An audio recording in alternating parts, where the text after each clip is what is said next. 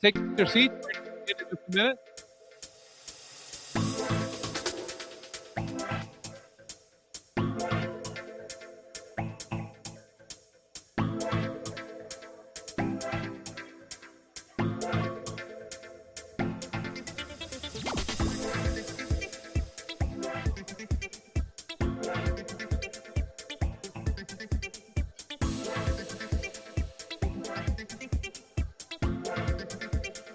All right, let's take our seats, everybody, please, so we can get started.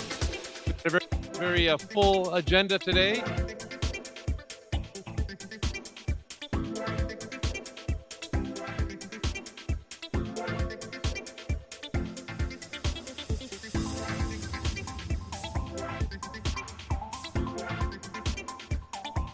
All right, good morning, everyone. Thank you for coming out on this Friday morning. My name is Jim Thiering. I'm the Chief Executive Officer of Mission Community Hospital, and just up the road from here, a couple miles away. And so it's great to be here. On behalf of Angela Padilla, President of Fundamental Change, I want to welcome you here to our mental health forum. So unfortunately, Angela's under the weather and can't be with us today, but we will be able to hear from her in just a few minutes. I want to give you a little background. This forum was really built out of a series of conversations about what I've termed the pandemic after the pandemic, mental health. There's a mental health crisis in this country, certainly in this county, but in the country as well.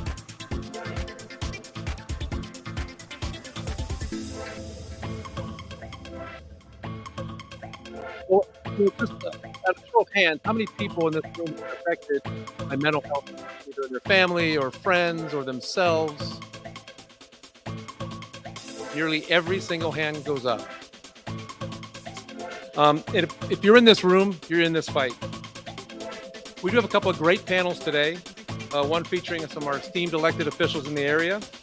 And the second group is a group on the front lines who work tirelessly every day to care for our friends, family members, and neighbors. You will get a chance to ask questions. We want this to be interactive. We want to have a back and forth. It isn't just us speaking to you. Let's have a conversation, a dialogue. And our goal is really, from my perspective, to further the conversation outside of this beautiful room that we're in today. We need to work hard to remove that stigma of mental health that exists in our communities. To kind of put that in perspective, as I was thinking about this, earlier in my career, I was an auditor with the state of California. And I audited HMOs. I'm an accountant by trade. And they passed the Mental Health Parity Act in the 90s. To put that in perspective, that's a generation ago. And while there have been strides made, I don't think we can say that physical health and mental health are on par. There's lots of work to do. Just coming down Van Nuys. You know, we went past the DeVito dialysis center. There was a couple urgent cares I passed, even a vet center, pharmacies, they're everywhere. We're bombarded by ads, targeted ads now on social media, ads on TV for those who still will watch regular TV, the newest medication, the newest treatment for physical health. When was the last time we saw something about mental health? Hardly ever. What do we see? Some public service announcements that the networks that have to make, and this is something that we need to change, and we need to make sure these conversations are happening at our dining room tables, at the sporting events and things to really remove that stigma. But I'm confident that we can make a difference. It's a big fight, and we need all of our help here. We're looking forward to see what can come out of this in terms of what legislation can happen, but how we can do our part. Is everybody ready? So let's get to it.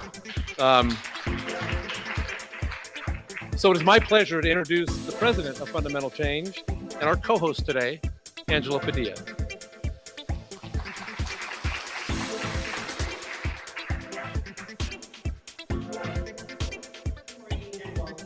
Thank you all for spending your Friday morning with us. I'm so sorry I couldn't be there with you in person. COVID-19 is back on the rise and sometimes has impeccable timing. But I'm so thankful for this gathering to give us all an opportunity to put our amazing minds together to help spark solutions and move the needle forward in finding better ways to address our mental health needs as a community. I want to thank Mission Community Hospital and Electrical Consulting for inviting Fundamental Change to collaborate on this important program. I'd also like to personally thank Jim Deere for his commitment and hard work throughout the years as the CEO of one of the largest providers of inpatient and outpatient behavioral health services in the San Fernando Valley. To be honest, this is a full circle moment. I'll briefly walk you through one of the more challenging things in my life. Looking back to when I was in middle school, high school, where aside from my normal teenage responsibilities, I would arrive home many times to utter chaos. My mother experiencing one of her bipolar episodes, and my aunts and uncles not knowing what to do. I would accompany them to the hospital so that I can make sure to speak in a way that they would want to help us, or so I thought that could be the case. We would spend 6, sometimes up to 10 hours trying to get her to live, waiting for a hospital bed to open up. Not only was convincing her to get in the vehicle to go to the hospital the hard part, but second to that was keeping her there while we waited. I don't think people realize how hard that is in and of itself for anyone experiencing a mental health crisis. This was the case at all hospitals, and my mother was a patient many times at Mission Community Hospital throughout the years. I remember one year after her being admitted for only a couple of days and receiving a call that she must be picked up, that nothing more could be done for her. I arrived to the hospital in a panic to find that she was worse off than when we took her in. I was adamant about speaking with a doctor or manager or anyone who would look me in the face and tell me why they couldn't help her. It wasn't until several years later in studying psychology and health that I realized that it wasn't because they didn't want to help or we were being discriminated against because of what we looked like or how we spoke.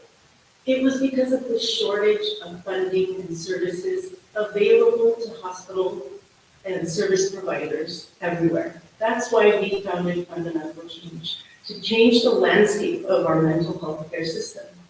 Today, we have an opportunity to collaborate and find ways to make improvements.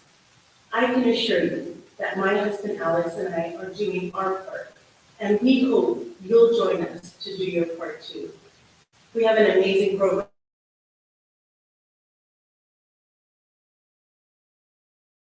Conversation with everyone in the room. And please feel free to share your thoughts at the end of the program. Thank you again, and please stay safe.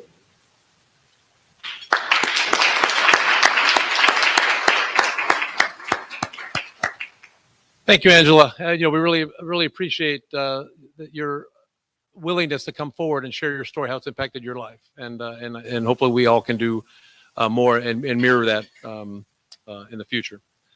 And so I want to bring up Rudy Ortega.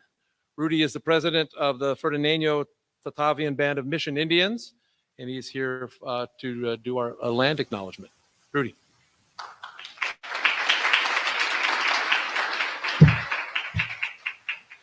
Aminatam Netawan Rudy Ortega Jr. Hello, good morning, everyone. My name is Rudy Ortega Jr., and it's an honor to be here this morning. And as you all talk about mental health, it's an important situation. And thing that tribes that have done through centuries care for each other and make sure that we bring good medicine in good way as well. So as we stand on the lands of my ancestors, the Fernandino Tatavian people, I'd like to sing a song for you all and start and begin the rest of your morning is just half the day in a good way. So I wanted to sing a song for you that my granddaughter loves. It's a song that she dances to. And we know about maybe 300 songs, and this is the one song she picks and has me sing like a broken record over and over and over.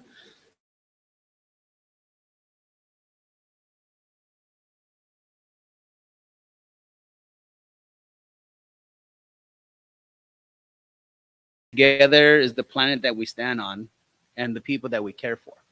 So as we come from different religious backgrounds, I ask you to pray in your own way and give good thoughts, because we're here to learn and exchange, as Jim mentioned, have that good dialogue. So it's a good way to talk about the good things that you're all going to embark on or bring to the community and to the people itself.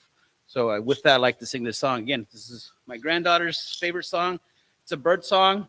It talks about the birds that travel around. So I just want to sing this song.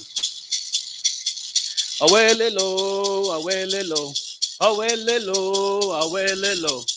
Ami kwaya kwaya mi, ami kwaya kwaya mi. Awelelo, awelelo, awelelo, awelelo.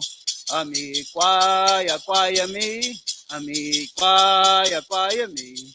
Awelelo, awelelo, awelelo, awelelo. Ami kwaya kwaya mi, ami kwaya kwaya mi. Awelelo, awelelo, awelelo, awelelo. Ami kwaya kwaya mi, ami kwaya kwaya mi. Uh-huh, uh-huh, uh-huh. Go. Thank you. You may be seated.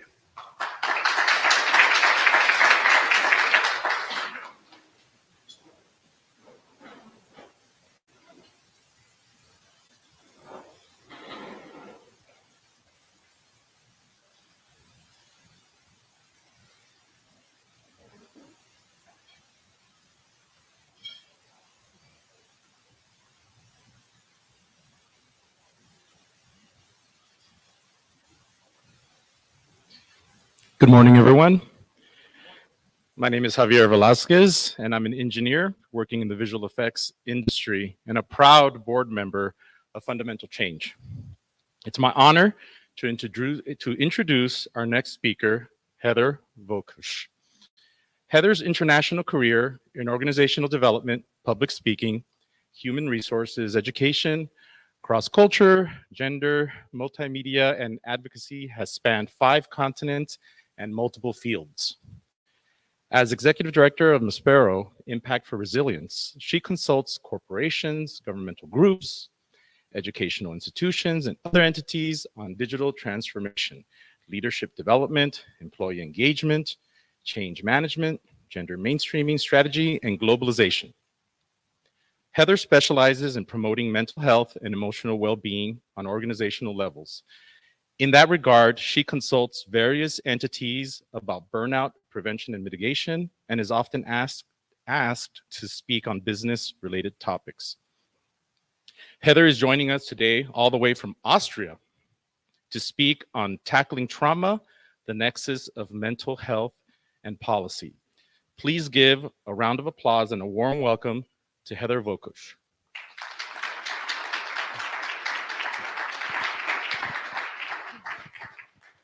May I thank you so much for that introduction. So I used to be a high school teacher many years ago. And what I would always do at the beginning of school is we'd have maybe 20, 30 kids in the class, and we would move the chairs aside. And I had this little music player. And I said, look, I'm going to play some music, and you just move however you want to. And so we would start off, and everybody, some would be dancing and some would be clapping, just very individualistic. But then it was one of those ones that you could make it go faster. So then after maybe 30 seconds, I just turned up the speed somewhat, and they were somewhat having fun, but then, you know, paying attention and got a little nervous, you know, and so less dancing, more just kind of focus. Then I turned it up more. And inevitably at that point, the dominant person in the room, usually male, but not always, would say, okay, you guys, this is just getting crazy. We're bumping into each other. Let's just go in a line. And then I would turn it up again and stand to the side. And by the end, everybody was running around in a circle in the class, following the dominant one. You know, and so I did that at the beginning just to, and then we always processed it afterwards to say that when we are running so fast, when the emphasis is speed, often we forget creativity, we forget, you know, we forget humanity in that case. And so my question to you is this right now: how fast are you running right now in your life? And how fast are your kids running? Because well, and your constituents, if you are in that regard, because speed is the best defense against depth. But we need depth for humanity. We need this for mental health, and we also need it for democracy. It's as if there were an ocean, and the whole idea is to get to the other side really, really fast, but then you miss everything that's at the bottom, and you miss those lessons about what is causing some of the issues in the water. So what we're going to do today is we're going to take a deep dive into trauma. Because in the absence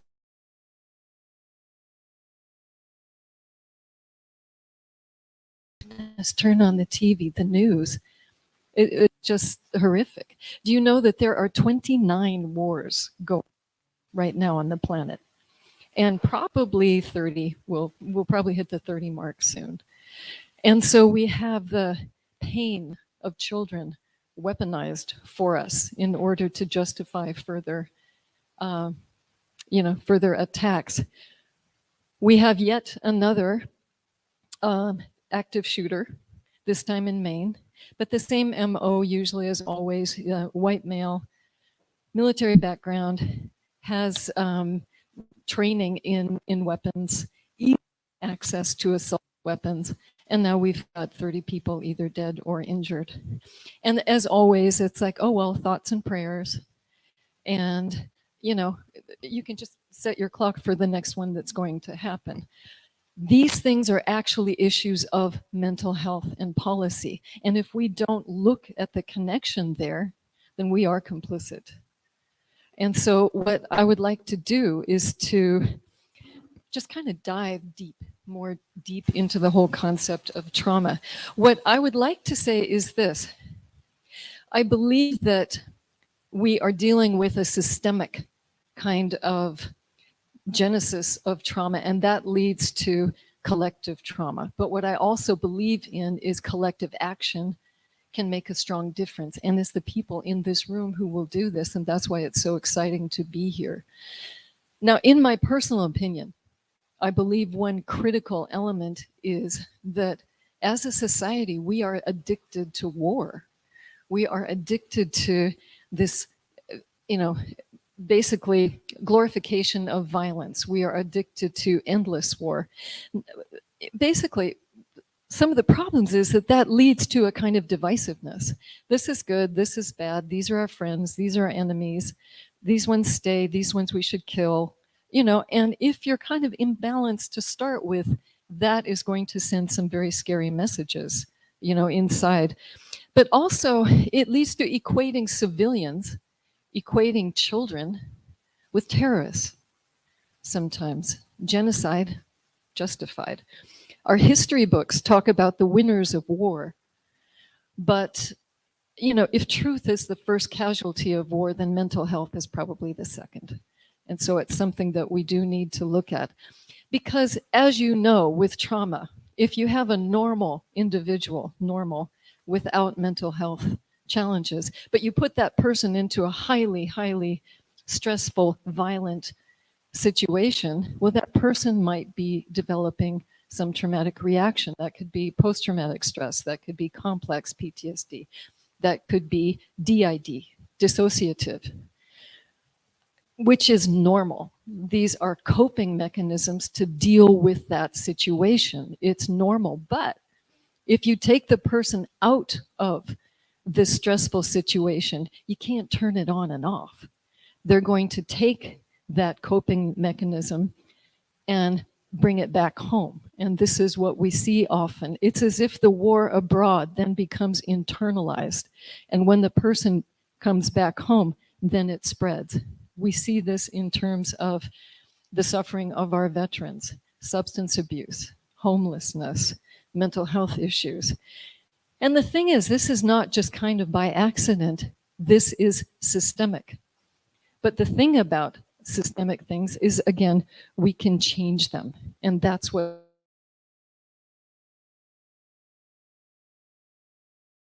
have leaders in this room regarding homelessness, regarding mental health, regarding substance abuse.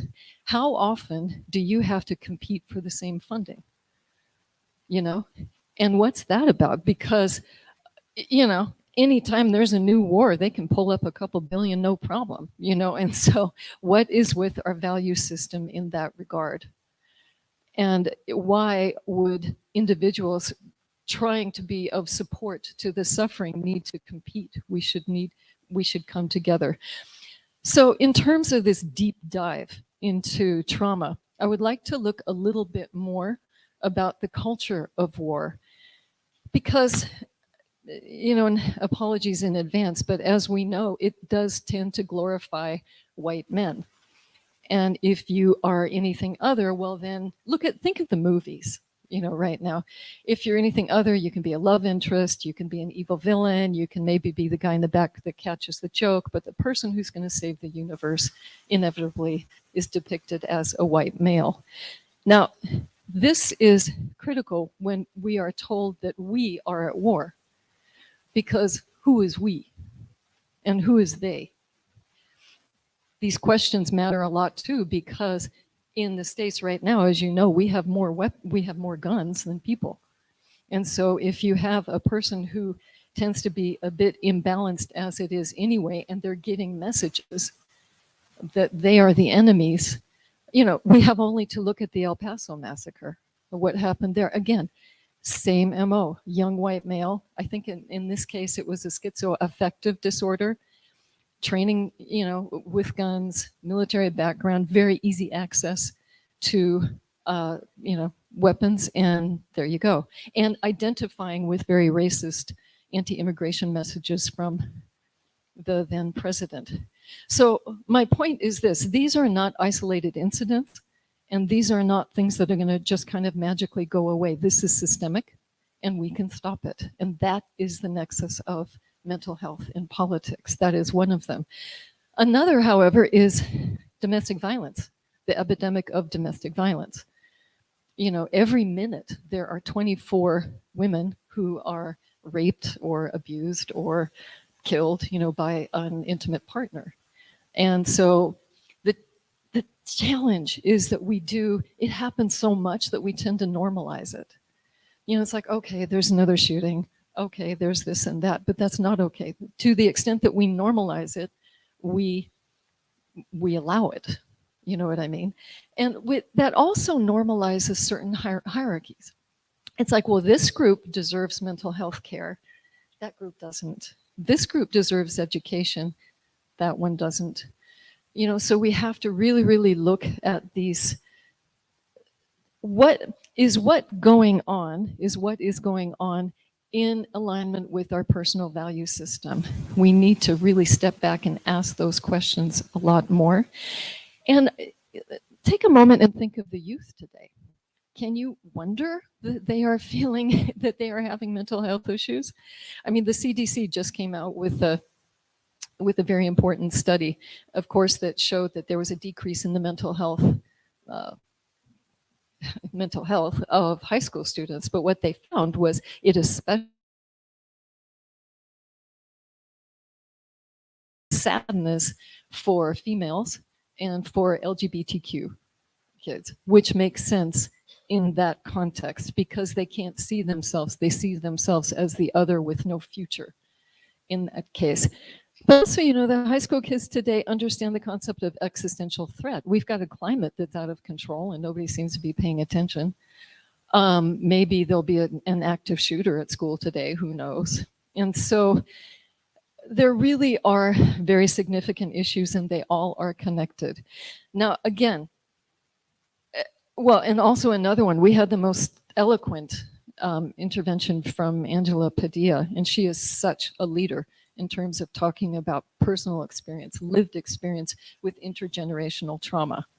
I have this myself also from issues also in terms of with my mother and therapists who did not do the right thing. But see, the thing with that is that even, you know, if you grow up and you get therapy and you know, somehow work through your things, that stays. It stays with you. You don't, you know, 100% somehow heal. And so it's so important to protect our youth at the time that they might be getting harmed. So again, the question for me, for you, is what is the goal? Is the goal to get kind of funding for my particular silo that I'm working in? Is the goal to increase the communication between the silos? Or is the goal to look at the system itself and say, well, you know, some of this is just not fair, and I want to change that system? The goal can be all three, but my question for the panelists and for everybody in the room is, what is your scope for the solution? Because if you think, well, it's not possible to change the system, I would say, well, in fact, it is. You know, we have seen this in California. We have seen this elsewhere. If the vision is strong enough, you can reach whatever you reach. And so what I would like to do now is to actually go into what I would see as different solutions that we can utilize. I would like to go back to that classroom. There was one time that was my favorite, that I was doing the thing, playing the music, and doing the thing, playing the music. And there was this quiet girl. You know, there's one who has so much to say but doesn't speak out very often.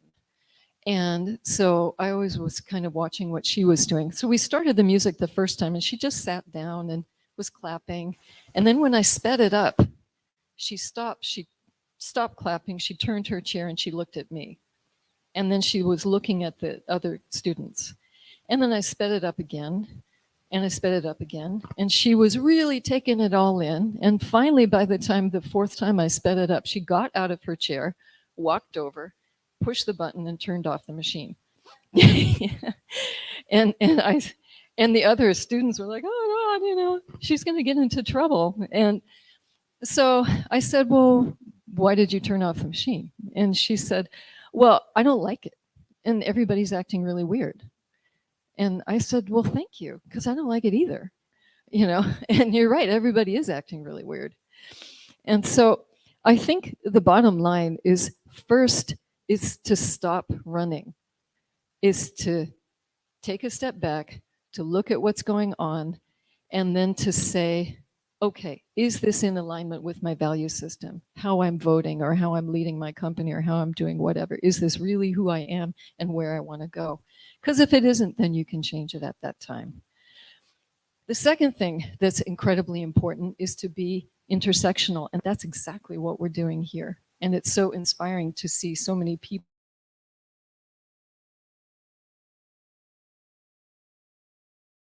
pardon me, so many different backgrounds working together on an intersectional basis to solve these problems. And again, I think that is really, it speaks to the wisdom of fundamental change and the power of that approach. It's really important. The next, and also I would say it's incredibly important to include people with lived experience in these mental health issues, in the decisions, in the design of the programs. That just goes without saying. Now, 3, it's incredibly important to build community.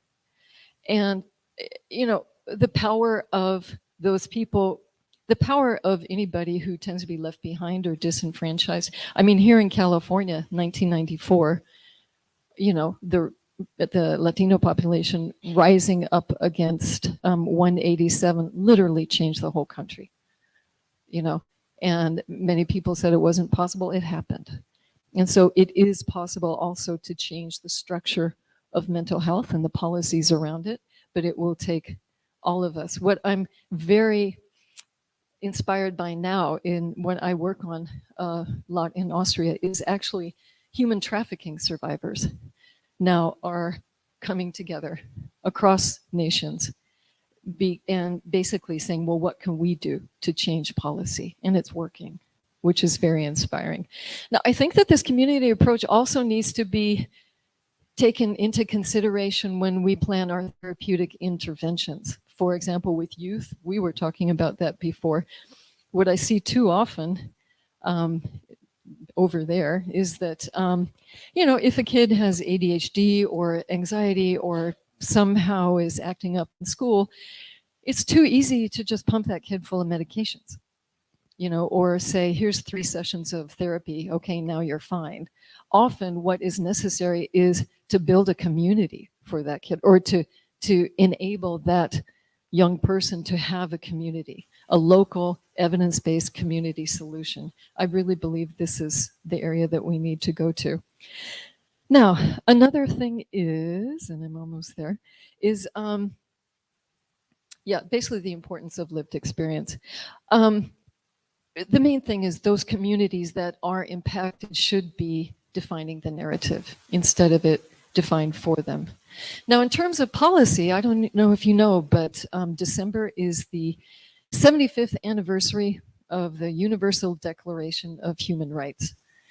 And so that would indicate that our policy should be based not out of fear, but out of human rights, justice, accountability, and healing. I often imagine, what if instead of sending bombs over wherever it is, what if we sent mental health experts to go, support the people who are having trauma, because they are people too, and they also need support. So if our emphasis is to protect, those on the ground, then again, that means everybody. It doesn't mean whoever it is that is we, defined as we. Now, in closing, I'd like to talk about some things that make me feel inspired. So, for example, I'm so excited about the fact that Senator Alex Padilla just announced the Senate Mental Health Caucus. That is critical. I was kind of surprised. I had assumed that existed before. It didn't, but my goodness, that's so important. And of course, it follows up the Bipartisan Safety Communities Act, which was also critical, dealing with promoting children's health and preventing gun violence. I mean, this is synonymous. But also in terms of, fundamental change and the work of, Angela Padilla, but also the whole fundamental change team.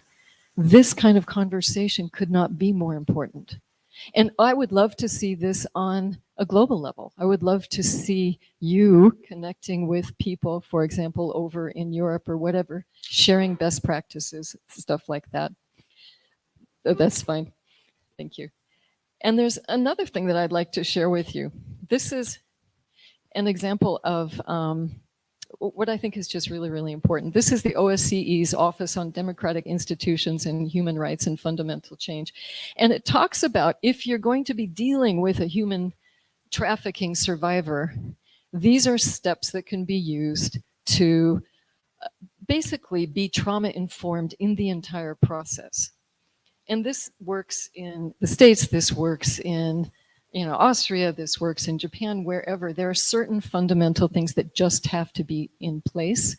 And so this is another example of information that can just be shared across.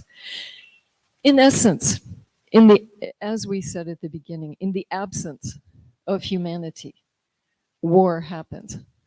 But in the presence of diversity and strong communication and passion for this cause, peace happens both internally and also in terms of our societies. I thank you very much.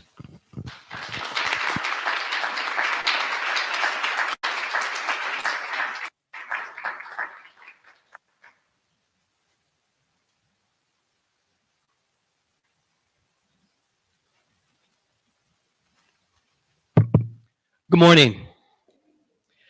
My name is Nate Hart. I serve as the Vice President of Business Development for Mission Community Hospital in Panorama City.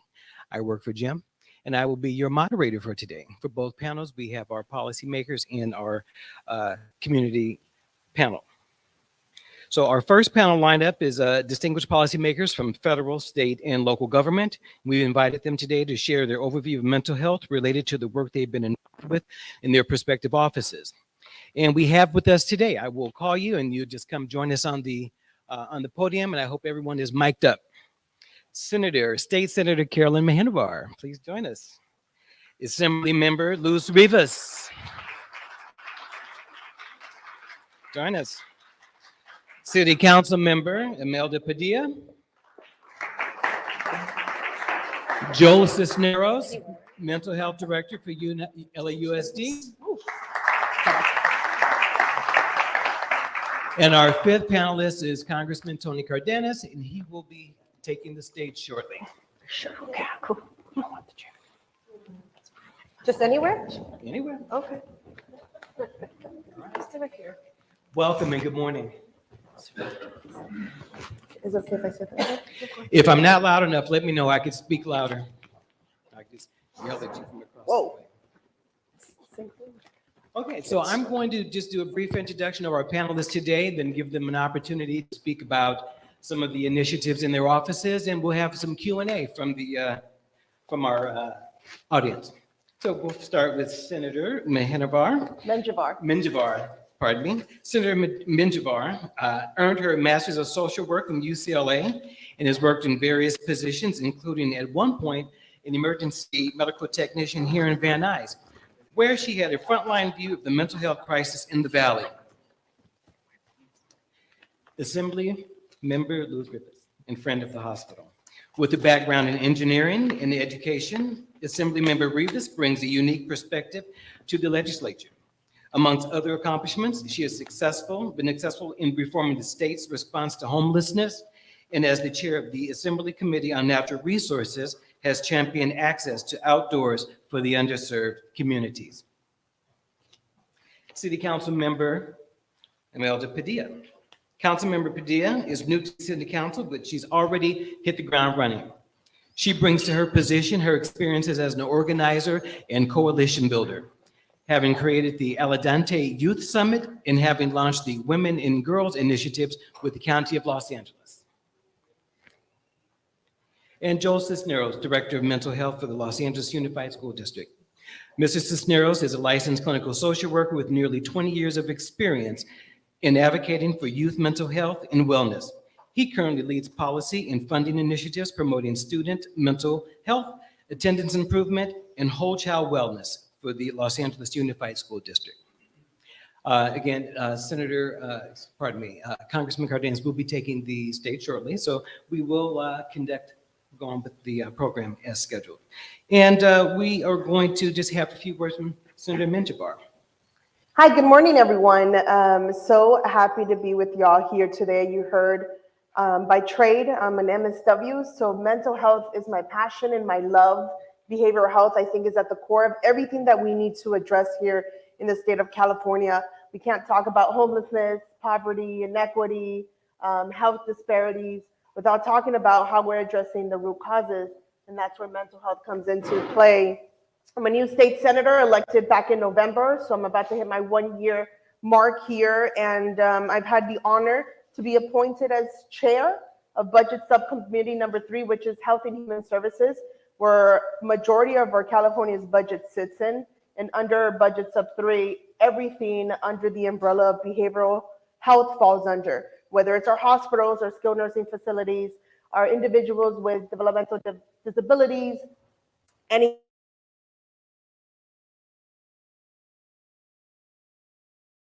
literally everything of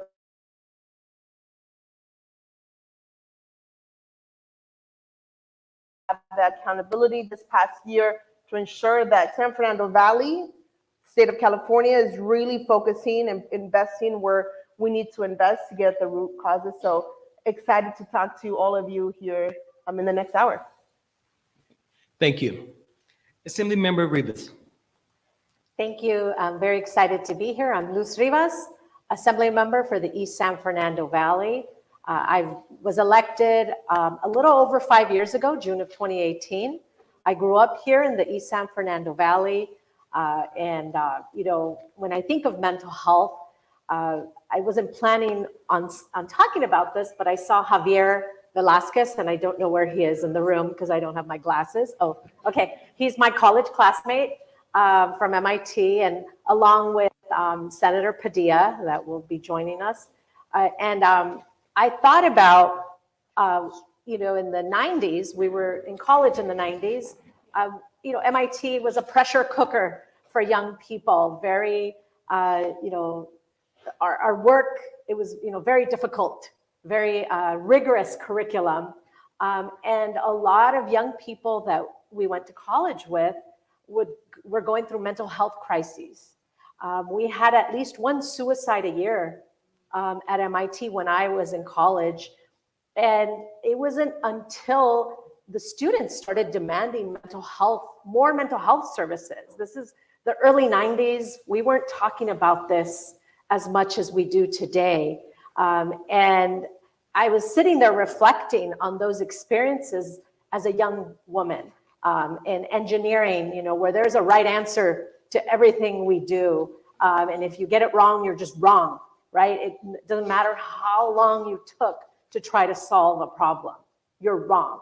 And for a young person, that could be very traumatizing, especially if you had gone, you were always the star in your elementary school and your high school. And since then, and I remember when, young people were going through a mental health crisis in college, the campus police would show up, right? Instead of a mental health service provider or, someone on campus, that's what they would do back then.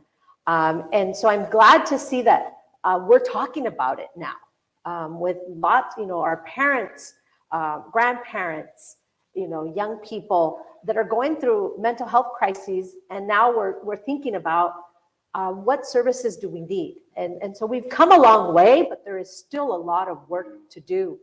As a state legislator, I have focused on bringing resources here to the San Fernando Valley because it's a big issue here. In my assembly district, health services is the #1 industry, from hospitals like Mission Community to clinics to mental health providers. That is the #1 industry in my assembly district. And so right away I thought, what can I do to bring resources, much needed resources, to expand these services? And over the last 5 years, I have delivered $8 million to this area, $5 million to the Northeast Valley Health Corporation, $2 million this year for a new clinic in Panorama City that will be integrated with affordable housing project, and then $1 million to El Centro de Amistad in San Fernando to expand mental health services. They have a building and they need to expand it because of the high need, and there are trusted resources in our community. And I see Luis here, and so we continue to work on this. I recently joined the governor, Mayor Bass, and my colleagues at LA General Hospital, where the governor signed 2 bills focused on mental health services, reforming on mental health services, and a $6 billion bond that will be on our March ballot, to provide more resources to our state. And so that's why I'm here. I want to thank Angela Padilla from Fundamental Change. She's been a leader. I've had extensive conversations with her on the importance of this issue to our state. Also want to thank Mission Community Hospital for hosting this. Thank you. Thank you. I would like to ask Congressman Cárdenas to the stage. Thank you for joining us. Congressman Cárdenas has been involved with several federal mental health efforts, including the passage of 988 Warm Line, as well as the passage of the bipartisan At-Risk Youth Medicaid Protection Act, helping to ensure at-risk youth people have access to health and mental health care coverage when they needed when re-entering community from juvenile detention centers. Congressman Cárdenas, thank you for joining us. Thank you. May we have a few words from you, please? Sure. Thank you very much. It's beautiful to see all the faces here on the screen. The elected officials in the Northeast Valley didn't look like this a generation ago. And I'm so very proud of all of our state senators, council members, assembly members. And now the San Fernando Valley has its first United States senator in Senator Alex Padilla. That's an accomplishment for the community, for his family, for the community, and for the state. And also it's a beautiful, beautiful example for the country. It's always been my fundamental effort ever since I got involved in politics. Alex Padilla ran my campaign in 1996. He was only 22 years old. I had never run for office in my life, but we were determined to make sure that we represented the community that gave so much to us. And people didn't believe that we could represent our community. People literally Alex and I would walk out of a meeting and say to each other, why is that person laughing at us? We're going to win. And we did. Because the community got behind us. The community got behind us in a multilingual way. And I say that in a multilingual way because I think what we're talking about here today when it comes to mental health, and that's what fundamental change is about, is making sure that we can help infiltrate those stigmas. Because people who love you when you're going through a mental health crisis, sometimes they are the ones who don't help you. Even though they love you, even though what gets them to not help you is that they're afraid. And for us, those of us who know better, we need to help those families, help those individuals understand that there's nothing to be ashamed of when somebody has a mental health crisis, a mental health moment, or they need mental health services. And mental health services are something during the Affordable Care Act, which by some people in Congress have criticized it on its way to becoming law. And since it's become law, they've tried to overturn it. And it has proven to be the most prolifically, the law that has most prolifically given access to more individuals who otherwise didn't have access to healthcare. But one thing that we all forget about the Affordable Care Act is that the act required that mental health be given parity from the insurance companies, from hospitals, from providers, from organizations, et cetera. So I've taken it upon myself, along with some of my colleagues, to make sure that we make that happen. In addition to that, 988 was mentioned earlier when I was introduced. I'm very proud to say that it was my colleague Seth, who's actually a veteran, who carried the bill to create the 988 number. And I thanked him for that. And together we've been making sure that every single year we have $400 million, $500 million of federal funds to go into the building up of 988. For those of, I think everybody in here knows what 988 is, but 988 is the new 911, so that we don't have to send law enforcement officers out to a mental health crisis moment.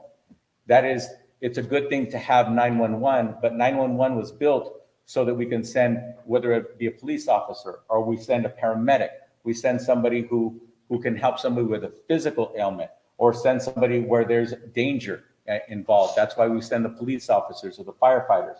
But 988 is now the new system across the country that is now being improved every single day, that is going to help us make sure that when somebody calls and a loved one is in a crisis moment, whether it's contemplation of suicide or somebody's off their meds, what's going to happen is they're going to get the help in that moment, and they're going to get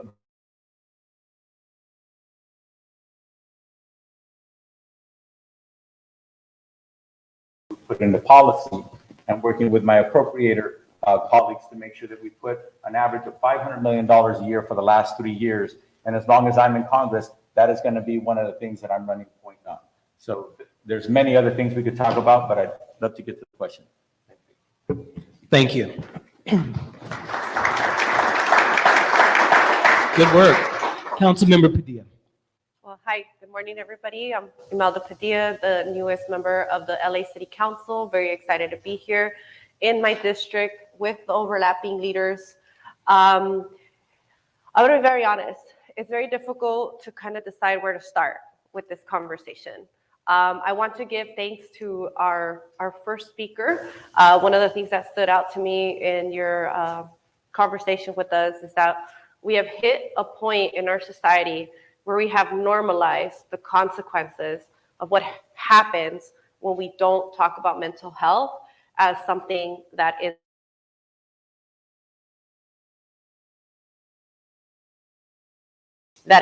trying to address that normalization by having the courage to have these difficult conversations. The way I think of mental health is I try to go back to history, right? We all know that once upon a time, we had a federal president of economics who said, the federal government no longer wants to take this on, therefore it's on to the states. And then we have a generation of the states who are now forced, to take on those serious mental health patients, funded all by themselves, and we know that it didn't work. And then what does that lead to? Overpopulation within our prison system. So we know that we have had a very worst case scenario within the last generation of how this went completely wrong. So today, I hope that we can continue to have a productive conversation related to how the future of addressing the mental health crisis is both a combination of rebuilding the beds related to being able to find a bed and a safe place for people who have those really serious behavioral health conditions, while simultaneously having a conversation and addressing the fact that with everything that's happening in the world,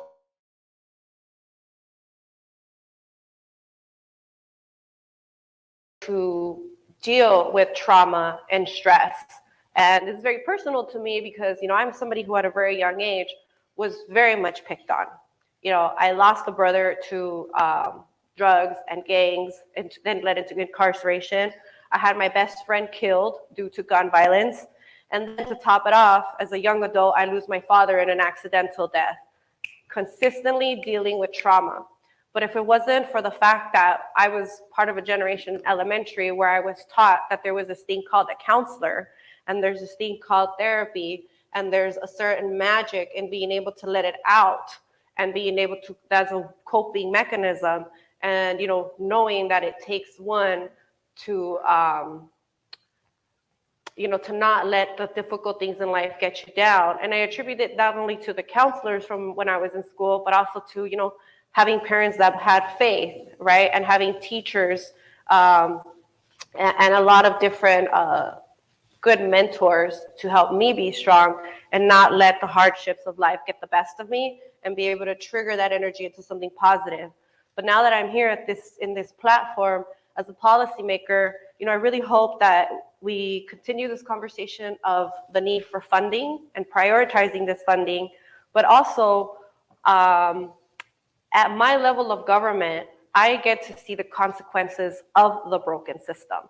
I get to see the consequences of what happens because we haven't been working intergovernmentally, and we're also continuing to not share the existing resources. And we see it when we drive down places of Los Angeles and you're seeing this homeless crisis, right? A lot of these individuals need a bed. They need resources to address the bipolarism, right? The schizophrenia. And unfortunately, because of our existing condition, we've created a situation where our police officers are considered the bad guys because there's this image of all we're doing is putting the problem away. So what I've been trying to do with my office and my team that's working with the homeless crisis is trying really hard to make sure that when we address something like an encampment, that it's not just the police showing up, that it's not just sanitation showing up, that it's not just one or department on their own, because then the people who we're trying to help get freaked out. But it's such a better system and such a much better consequence when we can all show up, when we can have public safety officers, when we can have doctors, Department of Mental Health, the service providers, religious leaders. When everybody is there, it completely changes the atmosphere of when we're trying to address an encampment. When you have many people who have some sort of mental condition, but at the same time, because of their inability to take care of themselves, is attracting negative elements that even they themselves don't know how to control. So I hope that as we continue to talk today, we can remember that we have to get the funding. We have to create more mental health beds. We need to work together, and we need to stop saying, that's city money, use your city money, the county only does this, or the state can only do this. We all have to figure out how to pull together, or else we're never gonna address or unnormalize the consequences that have occurred due to the lack of the importance that a generation ago took on when it comes to issues of mental health. Thank you. Mr. Cisneros. Well, good morning, everyone. As the only non-elected official up here, I feel very much honored and to share the stage with every single one of my colleagues up here, because I'm with my tribe. I'm with the people that supports the work around mental health. I really appreciate everything that you're doing at the federal, state, and local level. And like the council member said, for me, I'm here representing LAUSD. And just as a quick poll, who attended LAUSD school or lived in an LAUSD school boundary or has kids that go to LAUSD schools?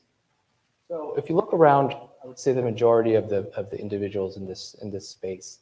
And so when we talk about LAUSD, we're talking about our community. We're really talking about our youth, our families, and all of us. We all have some sort of history in LAUSD. 700 square miles, obviously the San Fernando Valley is a big part of it, close to 500,000 students enrolled. The majority of our students qualify for free and reduced lunch, which is a proxy for poverty. We have a high number of students that suffer from homelessness. They're in the foster care system. And so when we talk about trauma, when we talk about adverse childhood experiences, those students show up in the schoolhouse, in our classrooms. And so our role in LAUSD is really to meet those students and support them with whatever resources we can. And so I think the opportunity here this morning is really to talk about how those policies play out. I'm a practitioner at heart. I'm a fellow social worker, so glad to share. He took the harder route, the clinician route. But we have in LAUSD close to 2,000 employees that support mental health and child and wellness initiatives. It's unheard of, right? I don't know across the country if other school districts have that level of investment. But it's very unique, and it's very, at moments feels very fragile. And I think it's an opportunity to, when we talk about policy, like how do we talk about sustainable funding, moving us away from one-time funding, moving us closer to sustained, ongoing funding, and that really focuses on innovation.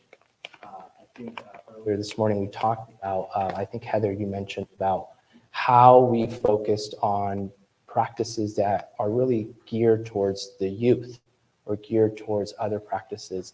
And I'm very proud to say that through a federal grant that the school district applied for and was awarded earlier this year, we were able to launch a behavioral health initiative where we're focusing on building the pipeline of our future social workers or psychologists, or for people that will just be better individuals, even if they decide not to go the social work route or the mental health route. I believe that they will be better students because they have gone through a mental health curriculum while they're in high school.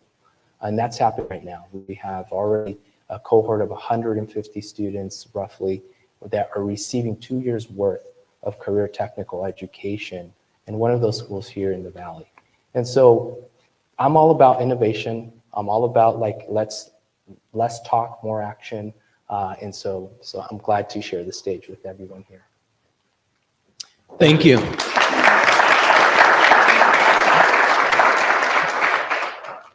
So I'm going to pose 2 questions for the panel. Now I'll call on you to answer the questions. I will also then turn it over to the audience for their Q&A. So let's start here. Well, first of all, thank you for the work that you're doing. But when it comes to mental health, we know there is no shortage of need or for more funding for support. You've each offered overviews of the work that you're doing.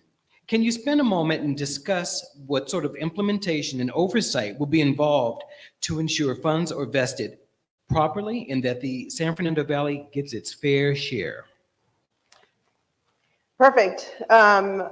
Okay, so I shared with you that I'm chair of Budget Subcommittee of Health and Human Services. I'm in there. One of the first things that, the premise of that is to oversee the budget. And we got the budget from the governor's administration, and it wanted to delay and cut investments in mental health professions. For example, they wanted to delay spots, MSW slots at schools. They wanted to delay the Song Brown investment in Song Brown for our nurses. They wanted to delay slots and funding for those who want to get into addiction, our psychiatrists or our addiction counselors. They thought that it wasn't imperative right now to invest in that. That was a no, that was a hard no for us because we're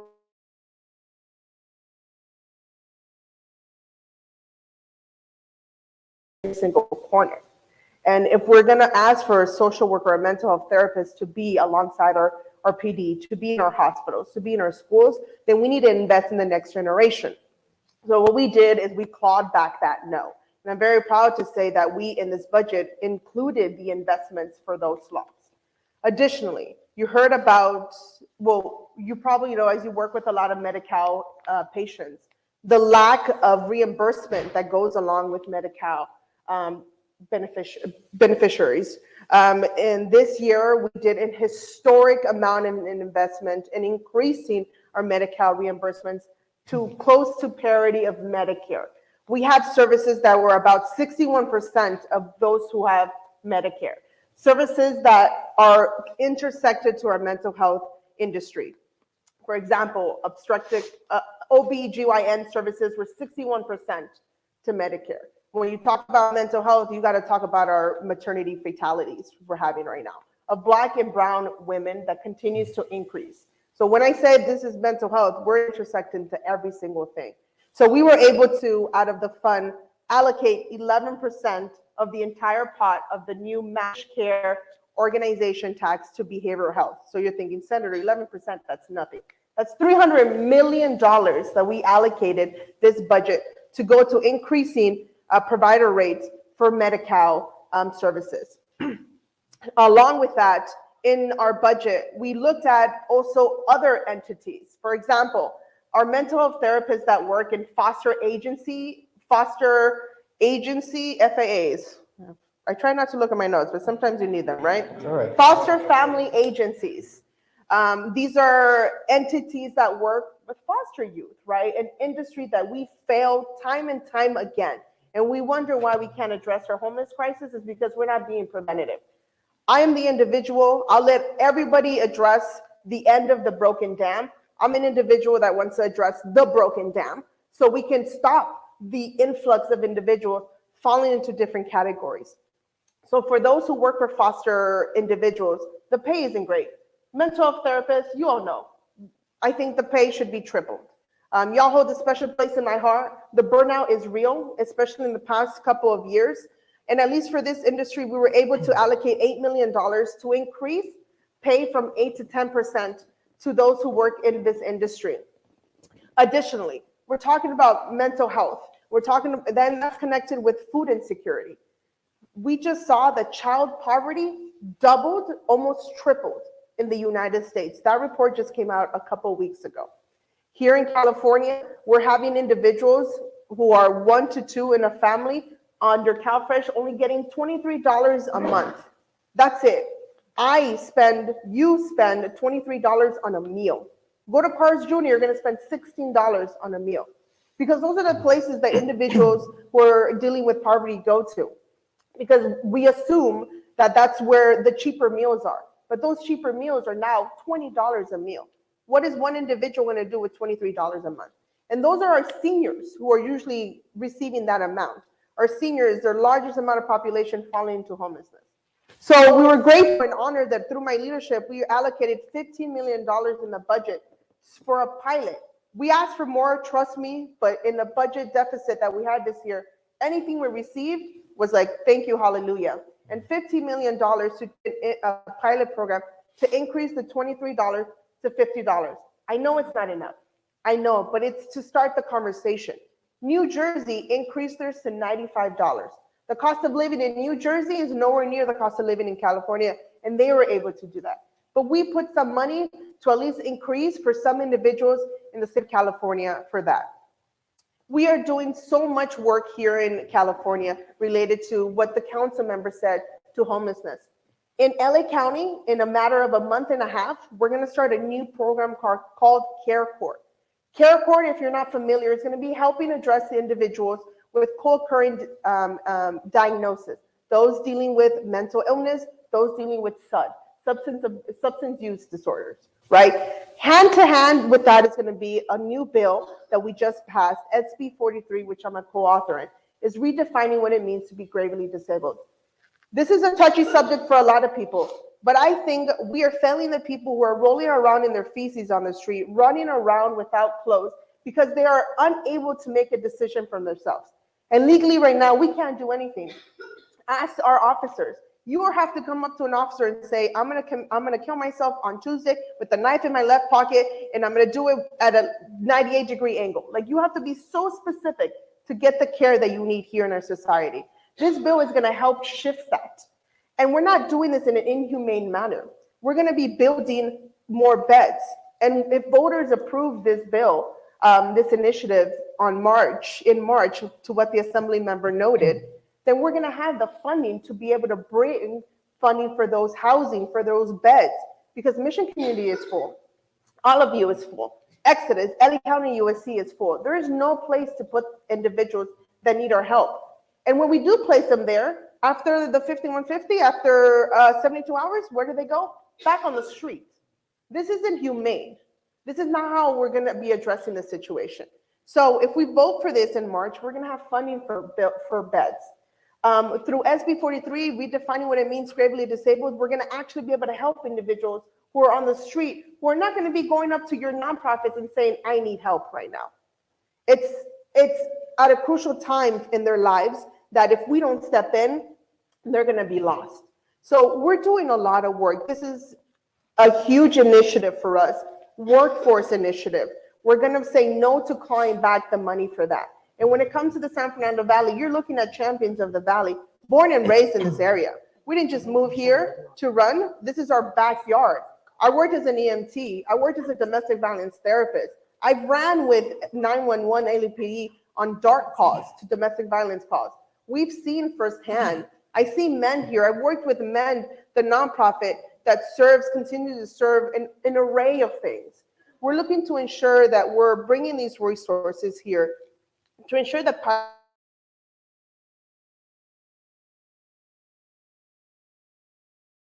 responding to these calls without PD, that should be the norm, because I want my officers, the people who have the courage to run towards chaos, to be focused on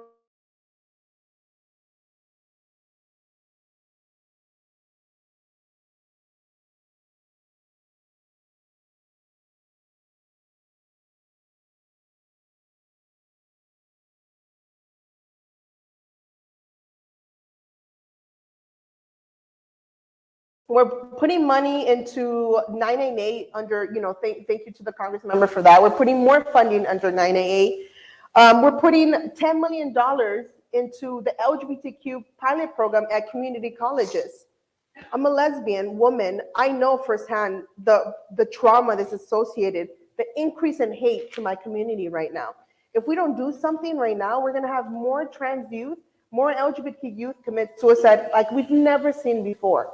So in our community colleges, we're creating spaces of trauma-informed caretakers to help assist and navigate through the spaces. So that's a gist of what we're doing. And for the accountability part, I hold informational hearings in my committee. Informational hearings we've held is on regional centers. You had a day and a half to talk about regional centers. I'm upset. I think we're reforming them. There needs to be more transparency. I think regional centers that serve people in West LA should provide the same services of people that live in Pacoima, Silmar, Reseda. And it doesn't show that. With the new reform that we implemented, we're gonna see more transparency. We're gonna see data. We're gonna see greater access to generic services. We're gonna remove barriers for families to access social rec services and so forth. We held informational hearings on accountability for everything. I know it's so much, but we're doing the work. But I would just say, we need to hear more from you. It's really easy. I think that's the last question, so I'll save that for that. Never mind. Yeah, can we have how much time do you want us to spend on each question? That would be really helpful. I didn't spend time on my first question, so I think I'm allowed to spend a little bit more on this one. It's not a call out, but it would be helpful. Well, let's see. I think we have 5 minutes. So if you can, and I'll Collectively, per Total question. 5 minutes. Total of 5 per question. Oh, per question? Per person? Five? Oh, Yeah, that's that's a what I lot. thought. That's what I thought. You're Yeah. good. Sure. We got 2 questions? There's 2 questions. Oh, okay. All right. Mr. Cisneros, please. Well, thank you. I can think that- repeat the question, but No, I'm good. I think for me, what I was thinking about as you were speaking is like just how all that plays out for us in LAUSD and in our communities, right? And I think earlier we were asked as well, like if collectively, if our vision is strong enough, right? Like we can, have impact. And so I'm just wondering right now, if you were to think just for 5 seconds, I don't want to take too much of my 5 minutes, is what is your vision for mental health of children? Because I have found that, obviously I work mainly with children and their families, is that oftentimes our policies and our funding does not earmark clearly children. And so what we are really constantly working with our Office of Government Relations and working to demonstrate is the impact and the necessity to ensuring that we're focusing on children-focused policy, children-focused funding that will support practices. I was very pleased about a year and a half ago when the Children and Youth Behavioral Health Initiative was launched, and that has really kind of, I think for the first time, talked about really a collective vision of what could funding and practices look like for children focus. Through that, it has been a wonderful opportunity as a district to collaborate with other districts across the county to really look at how we're going to look at reimbursement opportunities, but then think about innovative practices for the delivery of mental health. For example, one of the things we've been able to launch just in the last couple of weeks was an opportunity to increase behavioral health services in school settings through a partnership with a telehealth partner, which is something that perhaps a year and a half ago could not have been possible through that initiative that was passed through the state, let alone 5 years ago when telehealth maybe seemed like something that was just not accessible. And so now that's something that we really are focused in on as a district and as a community. So I think what I really want to just also talk about and mention and hear more from everyone is around innovation and the opportunity for sustainable funding for those innovative projects. And I will pass, that's good for me. So I'll leave the rest of my 5 minutes to my colleagues here. thank you. And before we continue, I want to make a correction. I noted that the answers will be 5 minutes per person. They are a collective 5 minutes. So we get to live. But good. That's what I thought. So I was trying to keep it to a minute. In consideration of time. So please, let's continue, but note that. I'll take the next 60 seconds. Great. Thank you. One of the things that we do in Washington, we're supposed to do, is we're supposed to make sure that continuum of funding is actually coming. And that's one of the things that I'm very proud to say that I served in Washington now 11 years. And 4 of those years I was in the majority. When we were in the majority with a Democratic president, every single program that you're working with, dealing with, hoping to see funding, we increased every single one only over that 2-year period. We're back to the House of Representatives being controlled by the Republicans. For example, when McCarthy, the then Speaker McCarthy, was negotiating with the President of the United States, Biden, he made it clear he didn't win the negotiation. He made it clear that he wanted to keep funding for the defense funding, which is, I don't know why they morphed this, but in Washington, before I got there, they morphed it into 50% of all dollars that everybody sends to Washington, 50% goes to the defense funding. The other 50% has to be shared with every single program, health and human services, you name it, infrastructure, all that stuff. What happened was he wanted to see that remain stagnant, and then that meant anywhere between 10 to 40% cuts in every single other domestic program. Well, the President of the United States was able to win that negotiation and he got it down to a 1% reduction on the domestic spending. That's amazing. Now, what we're dealing with is we still have appropriators in the House of Representatives who are cutting funding 10 to 40% on every program that they can get their hands on. Thank God that the Senate is controlled by not only the Democrats, but reasonable leadership in Republicans, where we're actually looking at adhering to the agreement, the Four Corners Agreement that the Senate, the House supposedly, and the President of the United States agreed to, that we wouldn't have any more than a 1% reduction in domestic spending. And so our job is to make sure that we defend that. For those of you who are saying, gosh, you know, we might get a 1 or 2% cut or what have you. Look, I'm trying to give you the backdrop of what we're having to deal with. We're dealing with people who've been empowered, who are in the majority in the House of Representatives, who want to cut programs as much as 40%. Some of the programs they've actually asked to just eliminate off the map with no explanation as to why they're picking on that program.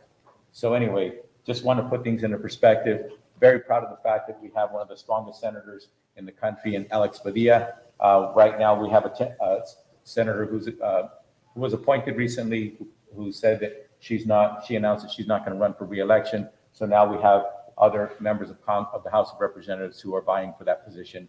So hopefully we'll see a very robust and good debate, so that come the end of 2024, we'll be back to having two stable, long-term United States senators like we've had, luckily, for many, many decades in the past. Sorry, I went over 60 seconds, but I just wanted to let you know what we're dealing with and why. Thank you. Thank you. Well, I don't know how much time I get, but since the state senator, she went over details in our investments that our state made this year. I'll focus on, you know, what we do as LA County legislators. I'm the chair of the LA County delegation this year. That is the group of members that represent Los Angeles County. There's 39 of us between, you know, 24 assembly members and 15 state senators that represent either all of LA County, like we do, or some have a slice of LA County. But we're focused on getting together and advocating, you know, the numbers, this group, that's our power, right? We're 39. This year we had pillars on which to focus on in the budget. And two of them, you know, housing and homelessness and human services was one of our pillars. We met with both budget chairs from each house to advocate for some of this funding, and not just for funding at the state level, but next we want to focus how much of that is going to LA County. You know, we are the largest county in the state. We're 10 million people that live in our county, and we don't get our fair share of these funds, right? And everyone is competing for these funds, and some areas of the state have better grant writers than we do here in LA County.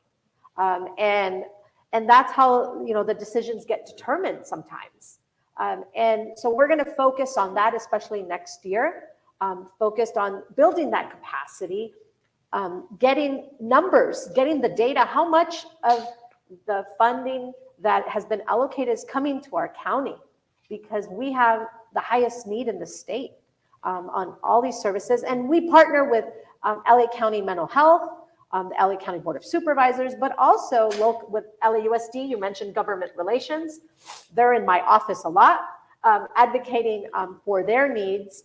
And that's what we've been doing as legislators that represent this area, you know, constantly focused, fighting within our legislature to get funds for our area, because the Bay Area caucus, even though they're less members, you know, they're much smaller than us, they're more united and they fight for the funding, and there's more capacity sometimes up in certain areas of the Bay Area to receive state funds. So if you ever ask for the balance, okay, there was 20 million or 300 million for a certain program, LA County is not getting 25% of it, and we are 25% of the state.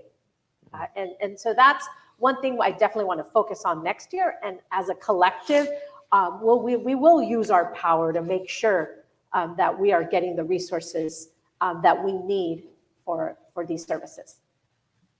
Thank you. Councilmember Padilla. Could you repeat the question, please?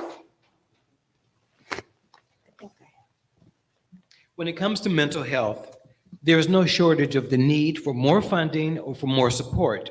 Each of you have offered overview of the work you're doing, and can you spend a few minutes, a couple, discussing what sort of implementation and oversight you will be involved in to ensure funds are invested properly in the San Fernando Valley and making sure that we get our fair share? Perfect. So Thank you.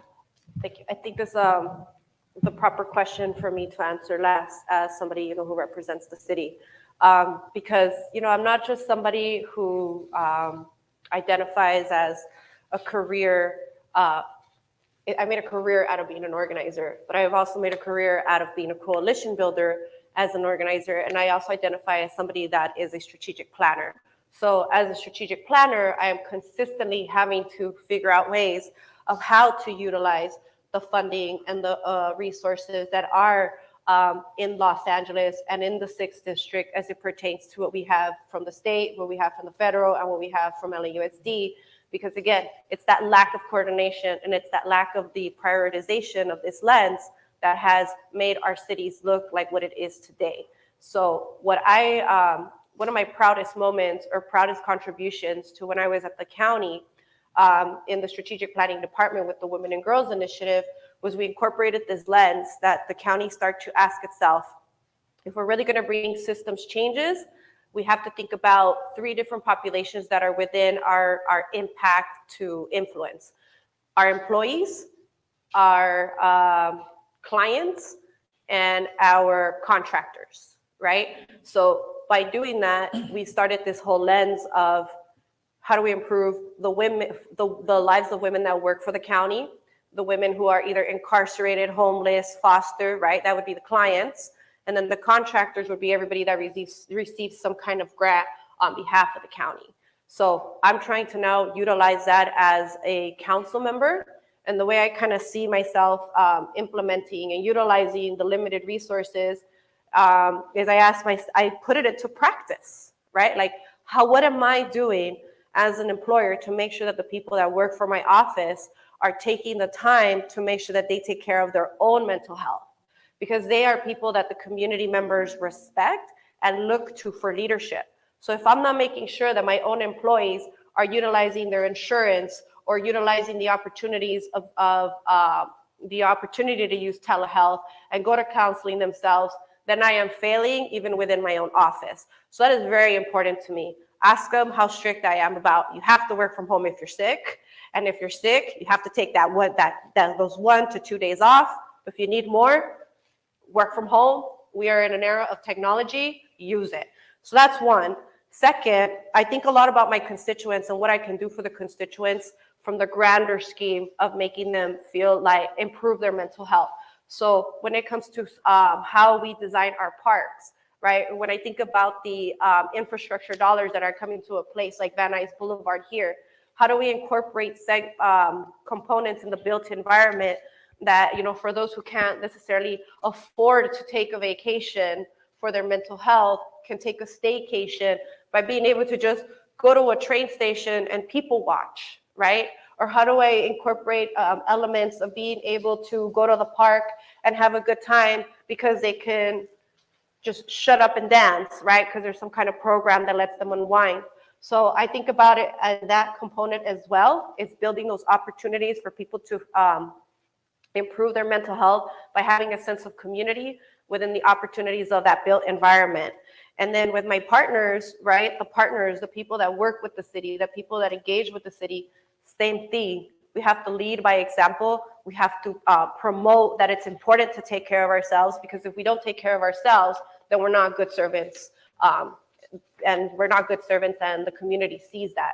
And the community expects us to be strong as people that they elect into office.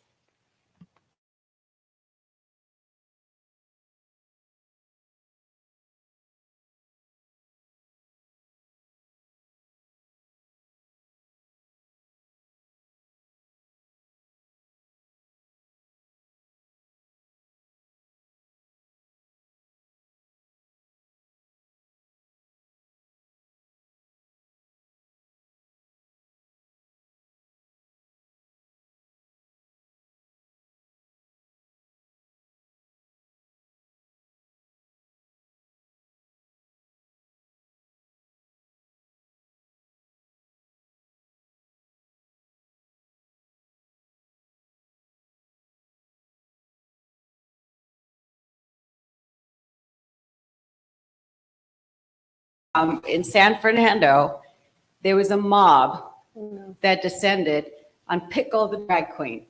And you know what? And it was weaponized through social media. So there's your broken dam right there too. Imagine if you were a kid in high school and you got picked on, and all of a sudden now you're on social media.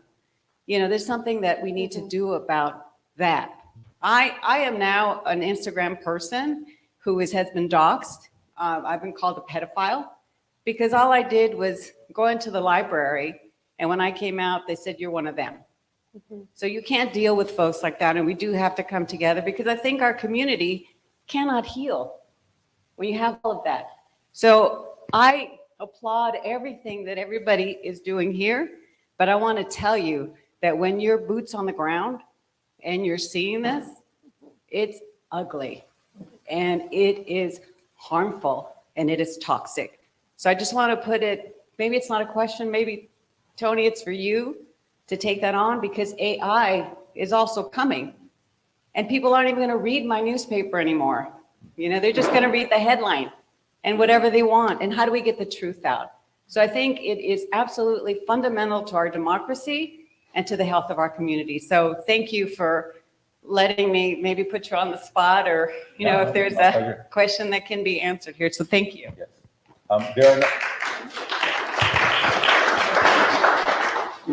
AI has been here for a while, but it's with quantum computing, it is now taken a giant leap and it's taking giant leaps forward. In the United States of America, we have not set federal guidelines or parameters or regulations on AI. And it's going to impact jobs in the millions in the negative. They claim that it's going to impact jobs in the millions in the positive. I haven't figured out the positive part of how it's going to create more jobs, but it certainly is going to impact many jobs of people, some people who are amazing at what you do in this room. So we do have some senators who have introduced legislation. I'm working on legislation. I'm on one of the committees of jurisdiction. The two committees of jurisdiction that you should pay attention to when it comes to AI is the Judiciary Committees, and then also the Energy and Commerce Committee in the House of Representatives, and then there's various committees in the Senate. I'm on the Energy and Commerce Committee. We are having hearings on them, but it's not enough to have hearings. We need to move legislation. And right now we're in this small window of time where the actual people who've invested hundreds of billions of dollars in AI so far, they're saying publicly in hearings in Congress that they want us to create guidelines and guardrails. But I'll use this quick example. It's just, to me, it's just like, I have a feeling it's going to be like if you happen to have a teenager, believe it or not, who comes up to you and says, you know what, I've been violating my curfew. You know, it's time for us to have a talk. We need to reset that curfew. I invite you to do that. But as soon as you start saying time and dates and stuff like that, whoa, that's not what I meant. So I think that that's unfortunate. At least we're in a period of time where we have them on the record. The biggest CEOs of the most prolific AI companies right now who are on the record saying, Congress, do your job. Please put some laws and guardrails on what we're doing out there and what we're going to be doing. But I have hope that we can. The record of Congress is that we move much slower than technology does. So, but the efforts are there. And yes, I'm very aware of the atrocity that happened in San Fernando. It is ridiculous that how people are weaponizing things.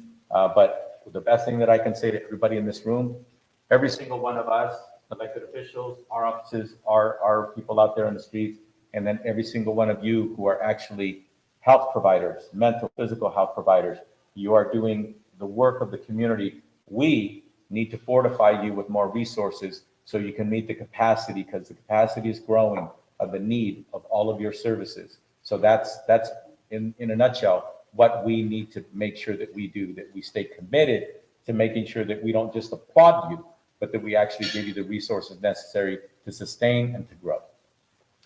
Thank you. So we have 5 minutes left. Would anyone care to respond to the question, or do we have time for another question? Here we go. Hi, good morning. My name is Eddie Gonzalez, current president of the Pacoima Chamber of Commerce and a small business owner in the community. So I wanted to ask the elected officials, what type of technology are we using to kind of accelerate maybe data tracking or following along like with homeless what technologies can we implement so we can expedite building homes, building beds, and all that? Yeah, I can talk a little bit about it. So, and this, so when it comes to utilizing public funds, everything has to be recorded, right? We're living in an era where when you service somebody, and I know the service providers in this room know what I'm talking about, everybody that funds you wants to know if you are actually producing outcomes.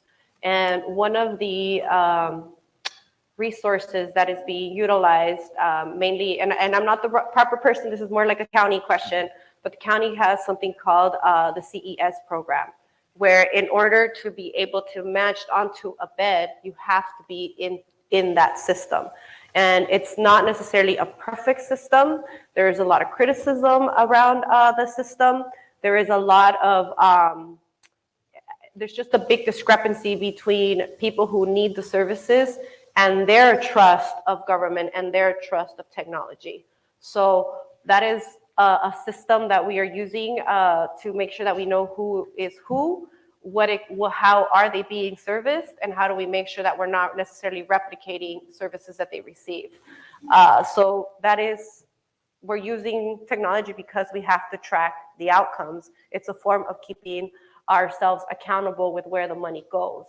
However, you know, one of the things that I know everybody's, now that we went on this tangent for AI, I did want to say, you know, I have recently at City Council introduced a motion where we are asking our ITA department and related departments to tell us about what is its potential as it pertains to service delivery at the city level.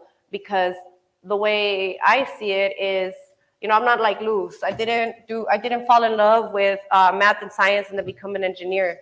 I'm the stereotype. By early high school, I loved it, but then I said, this is not for me, and I went into the humanities because I just didn't like the computer class.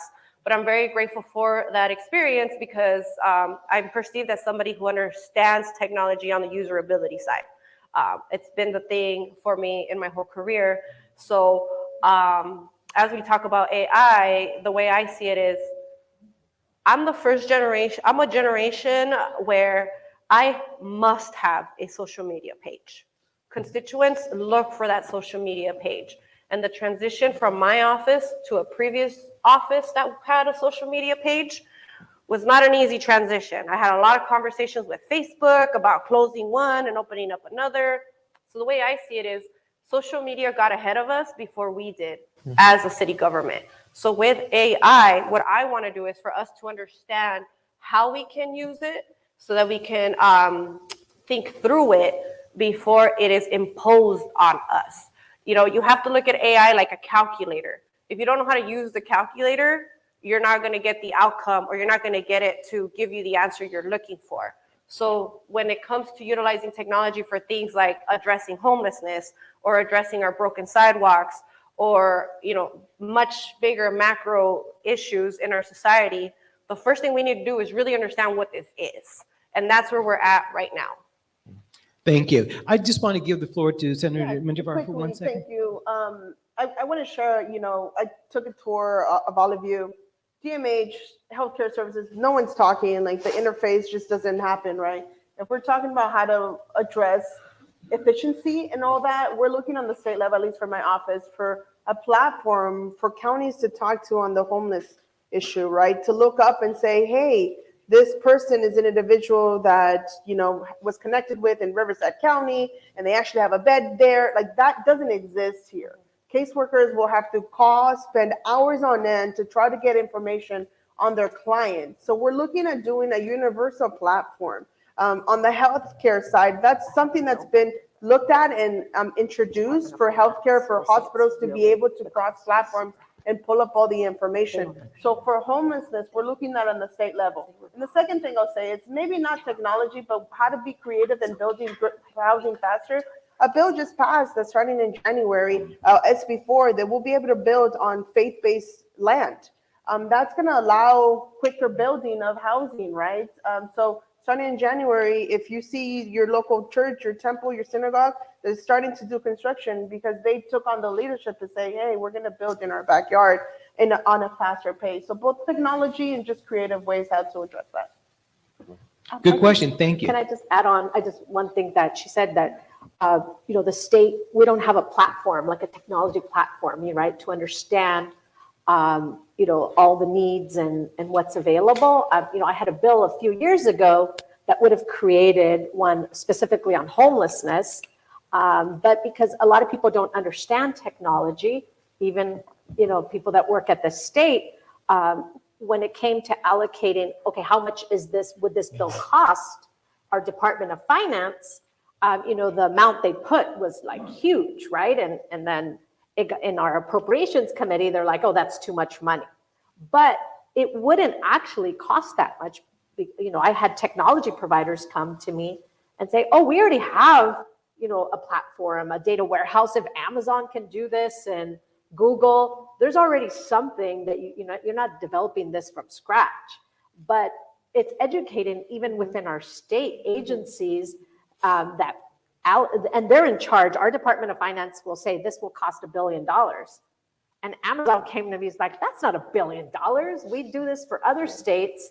And so that's what we have to do as legislators, bring in more people to educate even our own agencies, because that'll kill the bill once they say it's $1 billion for this. You're right. And so we need to push for that.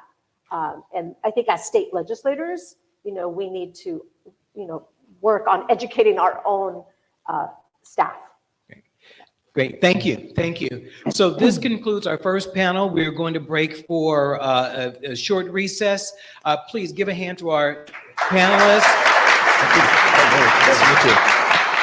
If you have questions for them, please catch them through the room, and we'll return here at 10:55. Thank you. Hey, what's that tool that you mentioned that is doing the... I'd like to tour. I'd like to learn more about it. Of course.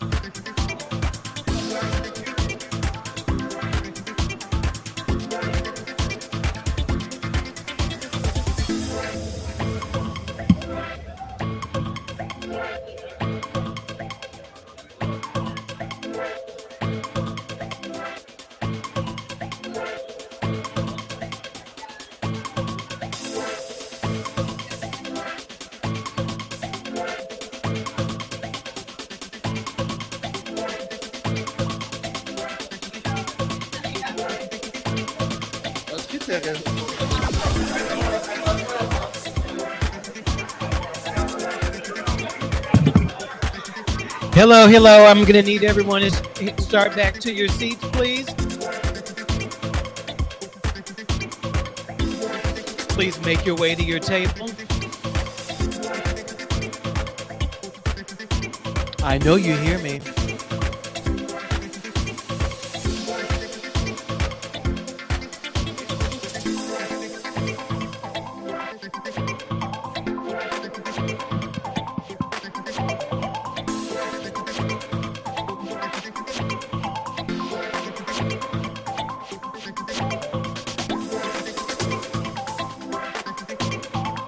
Hello, everyone. Please take your seats now.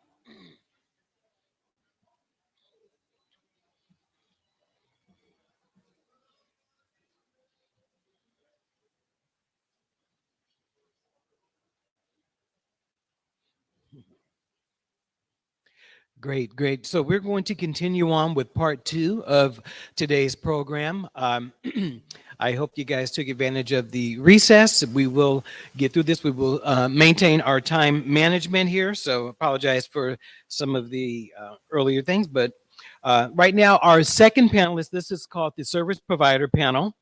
And our second panel, we have an inspiring group of providers. We've invited them here today to share with us what observations they've had and what lessons they learned from the front lines over the years, specifically the last few years. So as I call you, please come to the stage and we'll do our introductions like before. Ms. Debra Manners, Angelica Ayala, Maryjane Puffer, Tania Fallert-Del, and Ms. Veronica Lewis.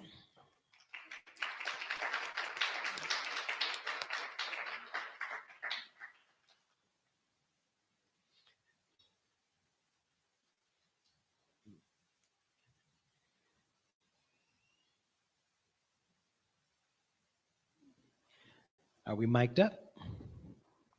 Great. All right, we're going to start with Ms. Manners. Ms. Manners is a licensed clinical social worker and serves as the president and CEO of Sycamores, which provides a full spectrum of behavioral health services and prevention services for prevention and early intervention in residential treatment. Ms. Angelica Ayala worked with the Los Angeles County for years, previously for Supervisor Sheila Kuehl, and now serving as Senior Health Deputy for Los Angeles County Supervisor Lindsey Horvath. Maryjane Puffer. Ms. Puffer serves as the Executive Director for Los Angeles Trust for Children's Health.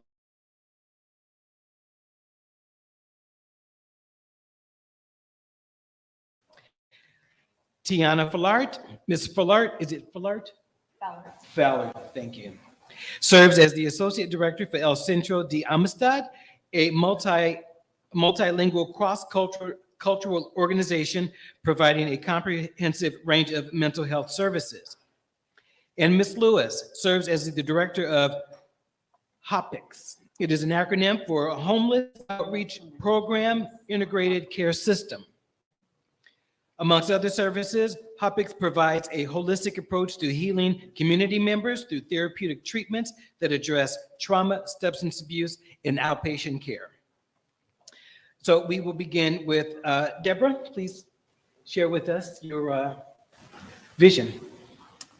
Well, I have been working at the Sycamores for 37 years. So my vision really comes through all the work that we do with the children and the young adults. But I want to talk to something that you had said earlier today about just kind of how the landscape is changing. with mental health and how it, although we talk about it more, what is really said about it in the language that we use isn't really helping with the stigma. And so, as you mentioned this morning, when you turn on the TV, you hear about the shooters, right? And then you hear about their mental health issues. And when that is talked about, and it's across every news media, what that does to someone who is suffering says, is that me? Is that my child? And so it actually does the opposite. It doesn't help, it hinders access to services. And so I think we need to really put that in the context of what we're dealing with today as we talk about homeless individuals. The word mentally ill homeless goes in front of the word. And so I want to just really ask people to be conscious when they speak about the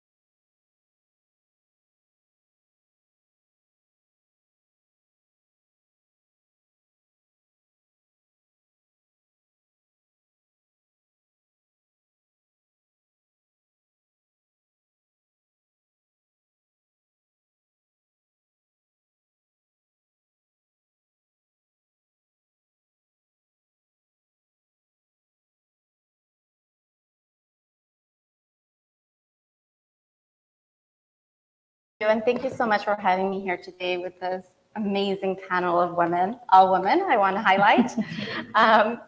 So I think working for LA County for the last few years, I have seen a huge transformation, especially with the impacts of COVID in our communities and our systems of care.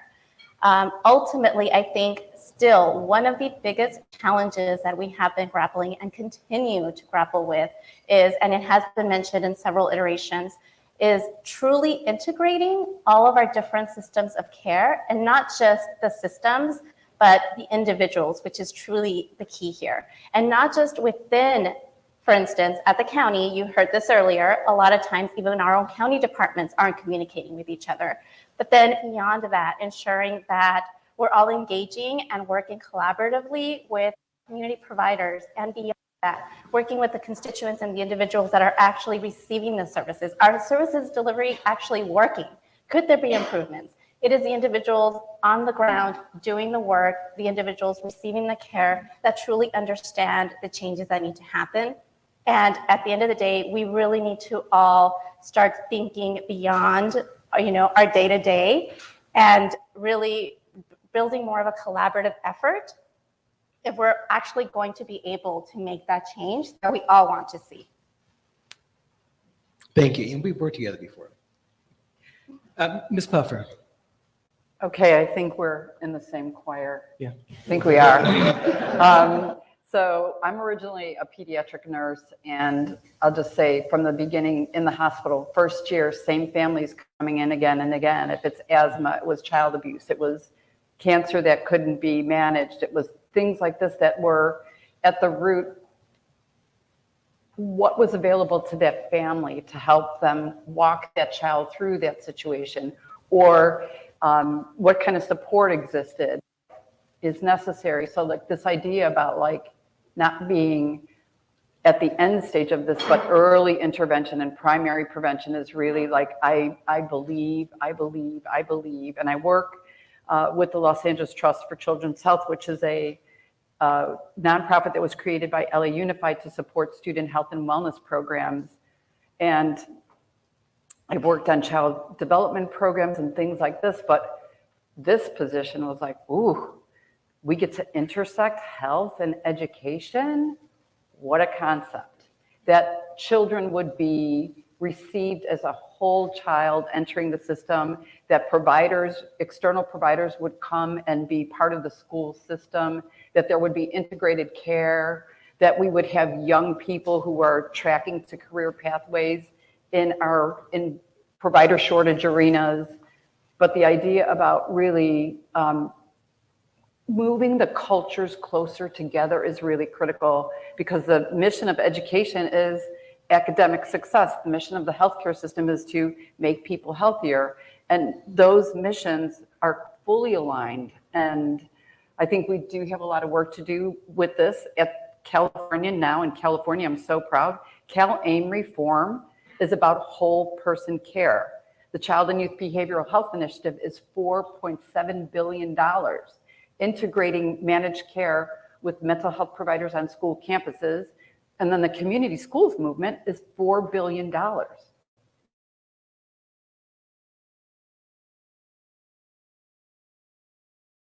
Community schools, if we don't do this now, shame on us. Thank you. Ms. Fallert. Good morning. Thank you to Fundamental Change and Mission Community Hospital for hosting, and our policymakers. I don't know if there's any policymakers here still, but I did want to talk about our goal at El Centro is to get our consumers connected to comprehensive, culturally appropriate, and linguistically appropriate services, efficient services within a reasonable time. And everybody here who is a provider can probably attest to the fact that we are not getting our consumers linked quick enough. CalAIM, in terms of rates, was a great thing, but you also, for those of you who know, since the rates increase, that means, and there's no budget increase, that means technically less clients could be served. So how are we going to navigate the system now in terms of seeing our clients, and the push for county entities to want us to see more clients less frequently is something that's really, it's out there. So, and also pay staff fair wages. So that's a big thing in order to get clients access to services, is to have the staff that is well equipped to handle this population. And this population is also getting more ill in terms of symptomology and intensity of needs. So there's a lot of different issues going on with the mental health system that, yes, there are a lot of reform and changes, and this whole CalAIM change came very quickly, and there's an administrative component to it as well as a clinical component that, as the Associate Director of El Centro, Amistad, we have to navigate and make sure that we kind of look at everything in the system. Thank you. Ms. Lewis. Good morning. Thank you for having me. Regardless of how thoughtful and well-designed mental health supports are, nobody can get well while living outdoors or in a place not meant for human habitation. So the housing piece of this is probably what I'm going to spend, the next couple of minutes talking about. Topics: we are one of the largest and leading homeless and housing providers in LA County. But we're also a behavioral health provider, including one of the original 24 trauma recovery centers in the state of California. And we are a reentry provider for people returning home from incarceration. And so I have acute knowledge of the gaps in terms of the lack of alignment across the systems, but also the great opportunities for those three systems. And obviously there's many other child welfare and other systems that can intersect. And so I think that the alignment piece is critically important. I also sit on the California Interagency Council on Homelessness, where the Department of Healthcare Services is, and 18 other agencies are. And so part of what we need is really thoughtful, a really thoughtful analysis and assessment of where the redundancies are, where the contradictory policies are, because people have to jump through 5 hoops over here, 6 over here, 7 over here, and all of them conflict. And so really creating a system of care for folks that are really sick, so that they don't have to go through all those system barriers, and they can just get the support that they need. And that has to happen at the system and policy level, and also at the organizational level. And so the other thing I'll say is that, every day on the ground, I have over 50 men and women literally going out to encampments. And that does include mental health clinicians. And we partner closely and have psychiatrists going out. And so we're doing a lot of street-based engagement, including mental health supports. We also are keeping over 2,000 people off the street every night in interim housing, but a good chunk of those don't belong in mainstream shelter, right? And so the mainstream home services system is the safety net, the most available resource to stabilize or get people off the street and triage, but it's not appropriately resourced or staffed to meet the needs. And so we are seeing some things happening, and I hope we can keep going in this direction. So the behavioral health bridge housing that's coming out, some of the supports that we can now attach to Cal Lane, but we need a wide scale approach to provide appropriate both interim and permanent housing supports for people with serious mental illness, as well as, I appreciate your comments, making sure we take to scale supports for people with all levels and types of mental health conditions, but the housing piece and appropriate housing with clinical supports attached. And I'm not talking about necessarily all licensed beds and residentials.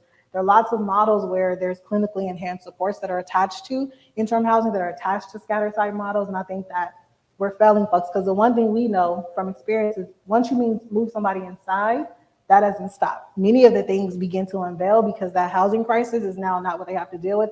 And many of the other things come to bear, and we are not sufficiently resourced as a system to meet the needs of folks that are moving into interim housing and permanent housing. And so a wide scale housing approach that's thoughtful with mental health supports attached is critically important. And the last thing I'll say, my vision is, and I'm grateful for the organizations like yours, but we need more. There's a lack of culturally responsive supports.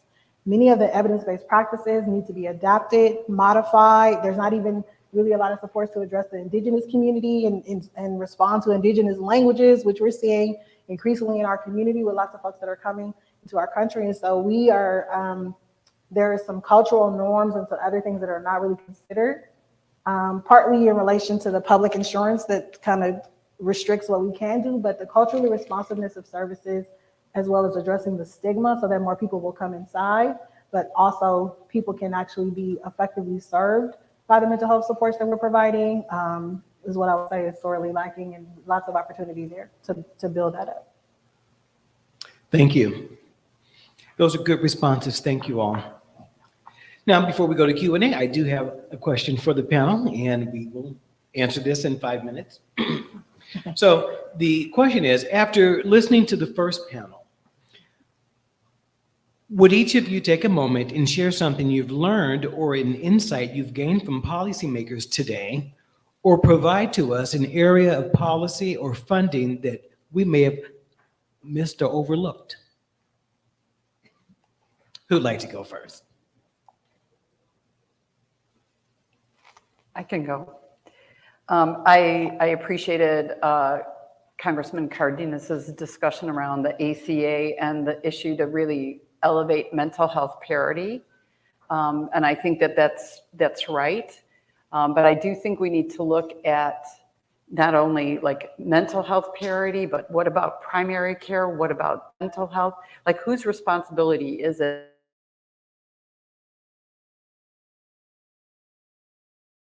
Everybody responsible to co-refer amongst each other, et cetera.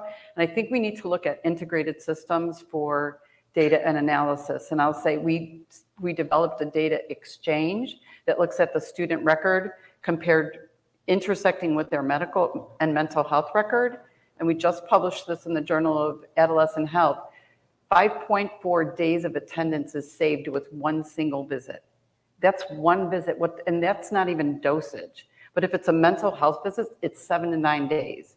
So if you monetize that for LA Unified, for example, if it's $100 a day for attendance, 5.4 days saved on average, we're talking about $470 million saved to the district. So like using systems like that to make the case for integration, I think is critical, because what you are all doing about care delivery needs to be, I think, moved into maybe a different argument with the existing infrastructure that we have in Washington, D.C., and that's coming. So I want us to be protective about what we do and make it look correct as a cost saving.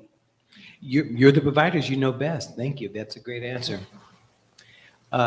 Responses? Well, I have very many responses. So I'm trying to figure out which one I want to say for the discussion. you know, we provide 988 throughout Los Angeles County.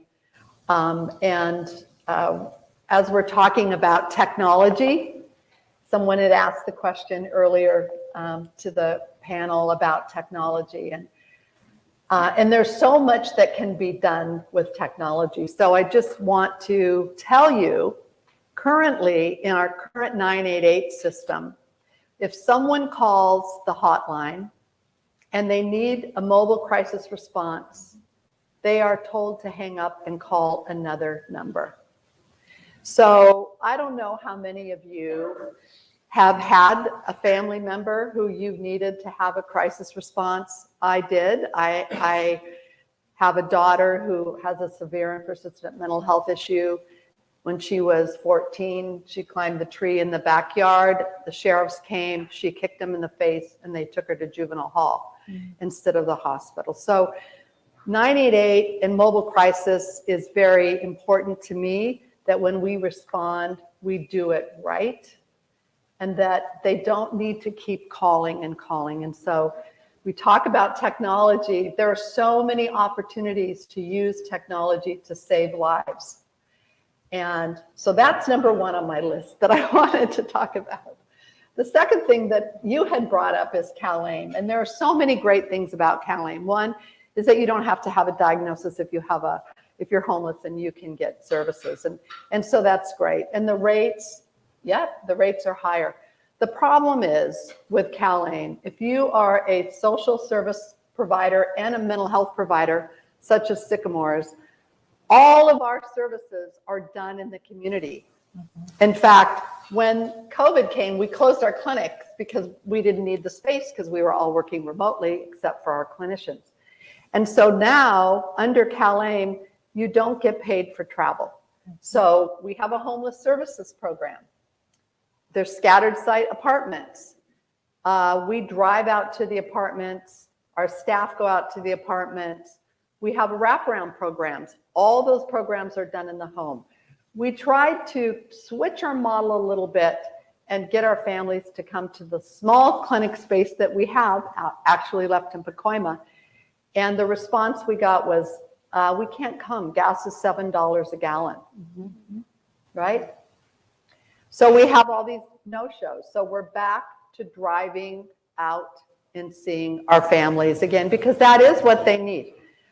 I'm an LCSW. I can tell you, you walk into a home and you know immediately what's going on in that family.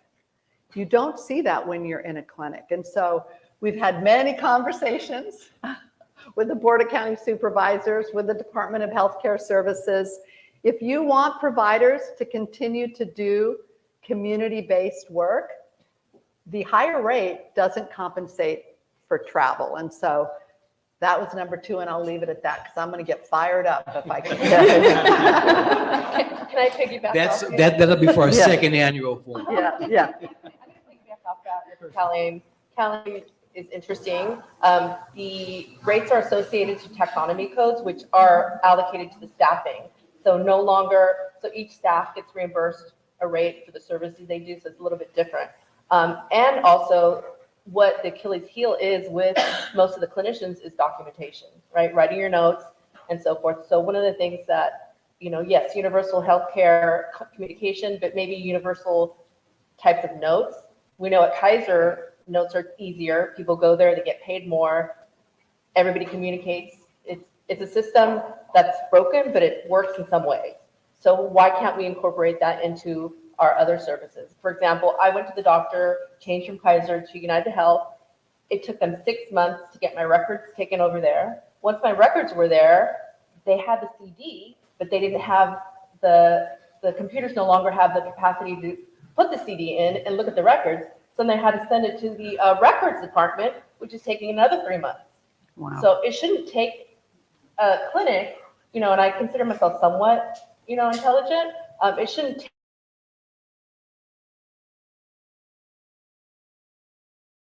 somebody who comes in, doesn't have any experience with healthcare, doesn't speak the language, doesn't have transportation, and it's very frustrating.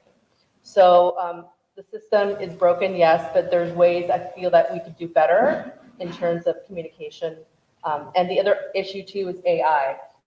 We had a consultant come in to talk about AI for records to make this easier for the staff to do the records. But the fee is $100,000, right? For a nonprofit that we're considering, we're salivating, maybe we should do that because it might make life easier. But then you look at, will this create a paranoia with staff? Because all sessions will be recorded, all sessions will be condensed into the notes, but it would avoid fraudulent activity, right? Because the notes would be unique and individualized. So there's a lot of things to consider before jumping on board with things, but sometimes you don't have time, right? You need to make a decision very quickly. And how is this going to impact the consumers as well? So they talked a lot about policy changes, but from my perspective, it's like, how are we going to help the community? And how are we going to do this efficiently, quickly, and have the staff to support our constituents? Thank you. Ms. Laya or Lewis? Ayala, yes. I'd like to touch on building out our bed services and infrastructure capacity. I think there was a lot of conversation about all these major implementation efforts from the MHSA modernization plan.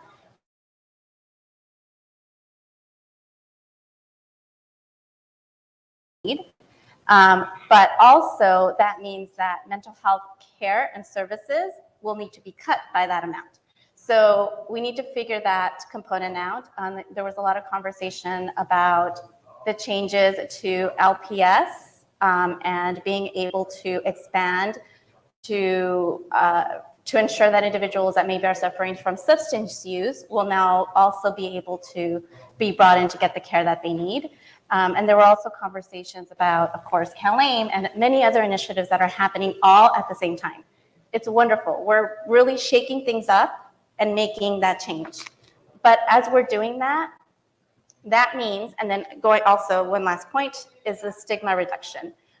It's still out there, but we see a significant decrease in that stigma. We're at a moment where people are a little bit more accepting and people are seeking more care. But at the same time, we're also seeing a significant increase of people that need that care. So building out our system, especially with the potential closure of our jails, we really need to make sure that we have the beds, the services, and the infrastructure in terms of IT coordination to be able to treat these individuals and sustain and not have them circling through our system of care. And touching on the point of funding, I think we have to be creative and we have to be strategic to ensure that we talked about, yes, we have the beds, but with that, we need to make sure that we have the services. We cannot have one without the other. So we really have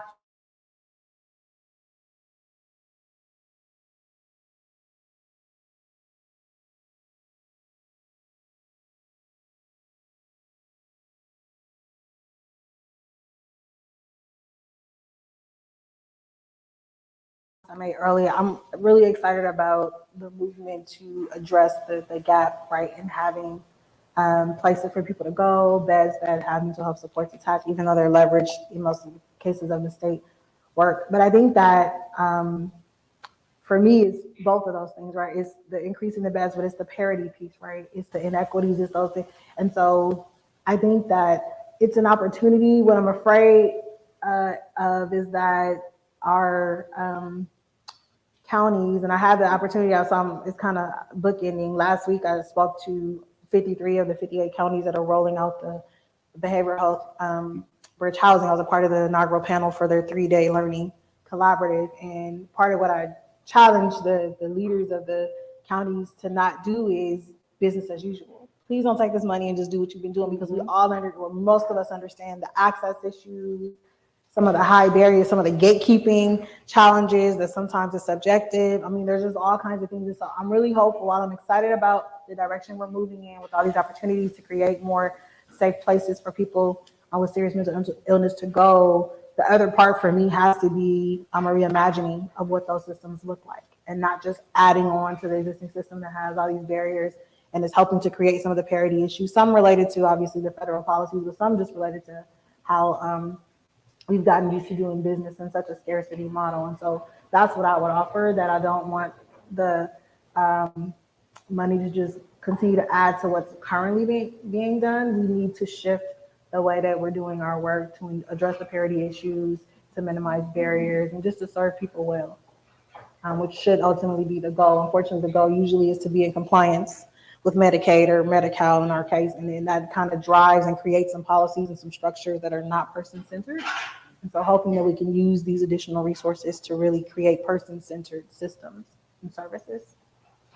Agreed, thank you. Now, we have time for a second question. Okay. What advice do you have for the policymakers and/or their representatives here today? Well, I love what you just said about, looking at really parity, and there's a lot of data on where funding belongs, not should be, but belongs. And Advancement Project did a study called Race Matters during COVID.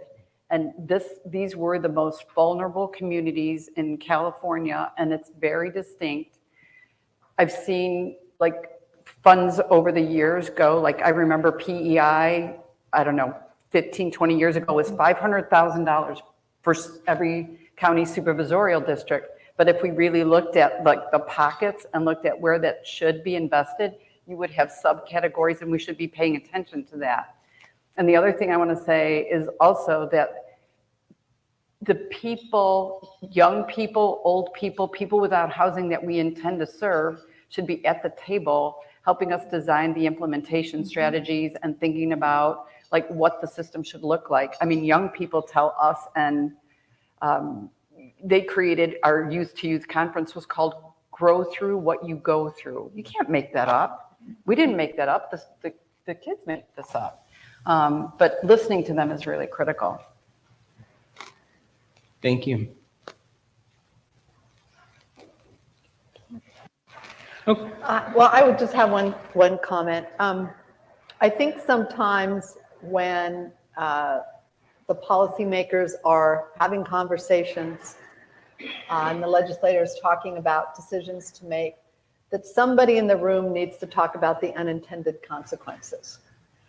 We see often bills that are passed that have really great intention, but there are unintended consequences. And so that would be number one. And then number two, I think sometimes there needs to be better coordination about some of the policies. And I think you just heard that up here today. But, when you think about some of the changes that are happening with modernization of behavioral health with the governor's proposition, we're all in favor of housing the unhoused and providing supportive services, but at the cost of, as you mentioned, the children's providers will be losing millions and millions of dollars out of their programs to fund that. So in our case, 30% of our contract will be gone.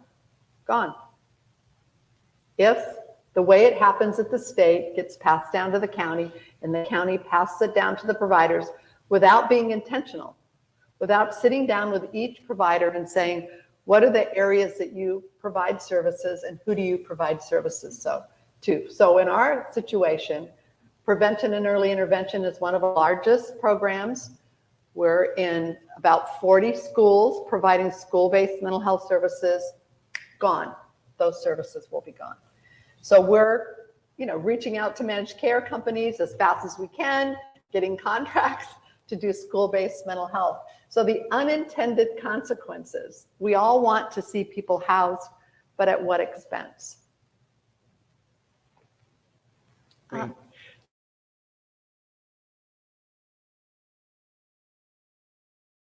Questions in the audience?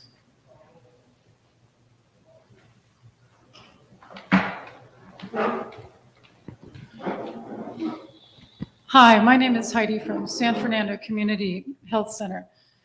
There's so much funding coming down in ECM and whole person care and different arenas. Do you see, any of you see a system-wide approach being organized or any sort of force that's beginning to try to wrap its head around all of these areas? You don't see that.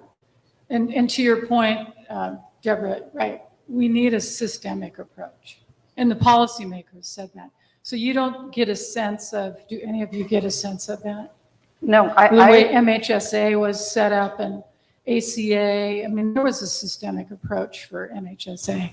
I would say for the Child and Youth Behavioral Health Initiative and the community schools, Melissa Stafford Jones is leading that work at the state for the Child and Youth Behavioral Health Initiative.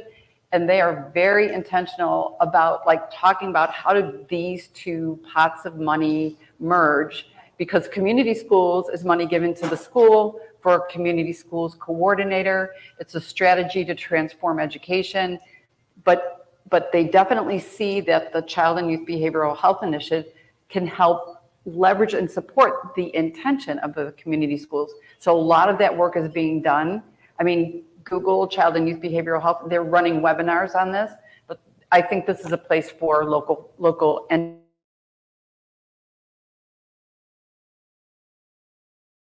not to the level that it should be, because you know you have Kelly over here. We haven't even talked about care court that or some of the resources we're talking about or care act are being prioritized.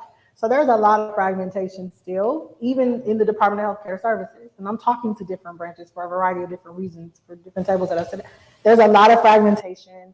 There's not okay, this is overarching. This is how we're thinking that different subpopulations that are going to be accessing. And the CARE Act, again, kind of blows everything up. And so part of the challenges and part of these conversations for all these resources, like, oh, well, the CARE Act course are going to be prioritized, but other people can access it too, right? Which we don't.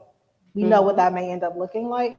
And so my answer is no for the adult. And I think we need those levels of conversations at the state level. Also at the county level now, what I understand across the state, some counties are taking the leadership role, in particular like with Cal Lane, and really thinking through strategically and having a regional approach, even with individual nonprofits or FQHAs and whoever that are working towards accessing it. But LA County is not doing that. And I'm pushing like, DHS, what are you doing? And so I think there's a lot more room for coordination and thoughtfulness, stepping back, looking at the big picture, looking at all the different resources, federal, state, and local. So I think there's a lot of opportunity there. I think that's a phenomenal question, and that is at the core of really making ultimate change. Absolutely correct. The county, I think, has attempted in a lot of different ways, creating the health agency, creating different models, but has unsuccessfully been able to accomplish that. And that is something that we have to keep at. Thank you. Let's take a question from the back of the room. Check in on temperature. Can we do a room check on temperature? Seems like back here it's really cold. Yeah. It is cold. It is cold. It is warmer. For me, it's cold up here. Come up, and I am requesting the temperature to go down. So. Hi, I'm Cynthia Sirota from Naughty West Side, and I just want to put it out there. I want to know who is designing these buildings for all our homeless people, because they're high rises, they're 14 stories, they have case management, but it's not a comfortable building type atmosphere. I mean, can they come and talk to us, the people that are working with the homeless, the people that are mentally ill, that are severely ill, what they need? That's my question. And my other one is, Debra, you mentioned something about 988. I want you also to know that they do not call the PET team the mobile access team. You're right, and I think it's terrible.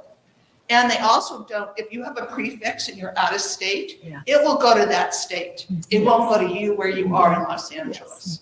And I think that has to change as well. Yeah, I'll take it really quick. So, I agree we are providing permanent supportive services in over 12 PSH buildings. And one of the key things is who designed it. And by the time they get to us, it's too late. One of the things we're advocating for, so we're on two different sides, right? We want to reduce the bureaucracy. We want to remove some of the delays that cause those units to be so expensive and providers have to jump through so many hoops. On the other side, though, what we're asking the city and the county to look at is really put some criteria in place for developers that are gonna invest any kind of public dollars. And even if it's not related to the capital part of it, but just related to supportive services ongoing, we're asking them to put some requirements in place in terms of engagement with the providers they're gonna work with, allowing those folks that are on the ground to weigh into the design and requiring some bare minimum things in terms of designs of buildings. So that's very much so for those of us that are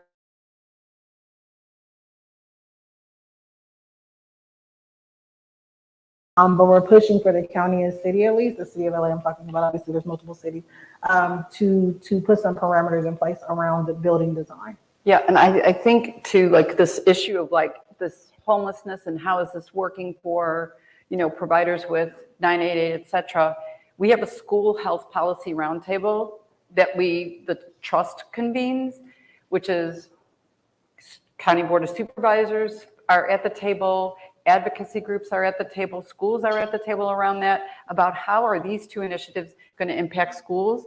But it sounds like there's a call for that sort of action around, what we're talking about here, mental health integration, better housing, who's building the housing. There are great providers out there, but they might be misguided and they need to be together as a unified voice.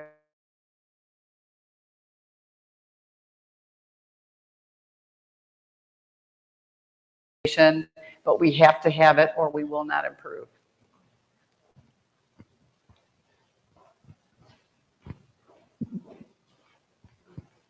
Hi, thank you. My name is Susan, and I'm actually here.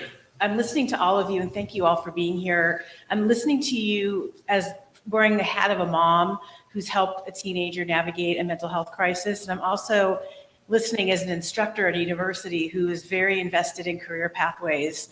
And I have had for a long time, but especially since I helped my son navigate mental health issues and trying to find therapists for him and seeing what a huge void there is in our community of pediatric and adolescent providers, I wanted to get a sense from you all of what you're thinking regarding career pathways to mental health programs, graduate programs, and also for communities of color. Like, when are pediatric and adolescents going to get providers who look like them, sound like them, behave like them? My son took it upon himself to find a therapist who has the same diagnosis he has, and our insurance company refuses to pay for it. So I'm fighting with them now, which is a whole other master level course. But I'm really interested really greatly in the career pathway that we really should be talking about for the next generation. So I'm willing to hear from any one of you. Thank you.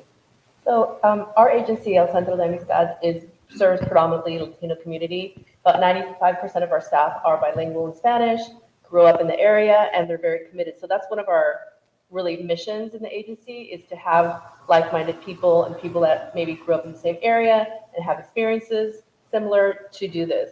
One of the things that I guess when you asked us about questions, if they could, I know they have police academies in schools, right? Mm-hmm. Maybe they should have a mental health academy, right? There are people, especially in the foster care, who look up to their social workers or therapists and want to do that for the community. So there's things that could be dealt with even in graduate schools. A lot of the students are not prepared to go into community mental health. There's a high risk of clients that need hospitalization, need de-escalation, and so a lot of times we're like, well, we can't give them that client because they're too severe. But every client coming through the door is severe, right? So how do you manage that with the intensity of clients? And so I think it starts before they even come to our offices, right? To have more campaigns about stigma, mental health, and also make it equitable, right? Find people from different cultures also in pay. There's a discrepancy between what county pays and what we pay our staff. A pretty big discrepancy in terms of benefits and pay. So we lose, after X amount of years, we lose people to go to different venues or different agencies or private practice because they can't make a living, or they have to, they want to buy a house, or they move out of state, or so forth. So there's a lot of things that we could do as a community to improve the vision of mental health. And I would say the young people, unfortunately, because of social media and just all that's happening in our world, are very much more so aware.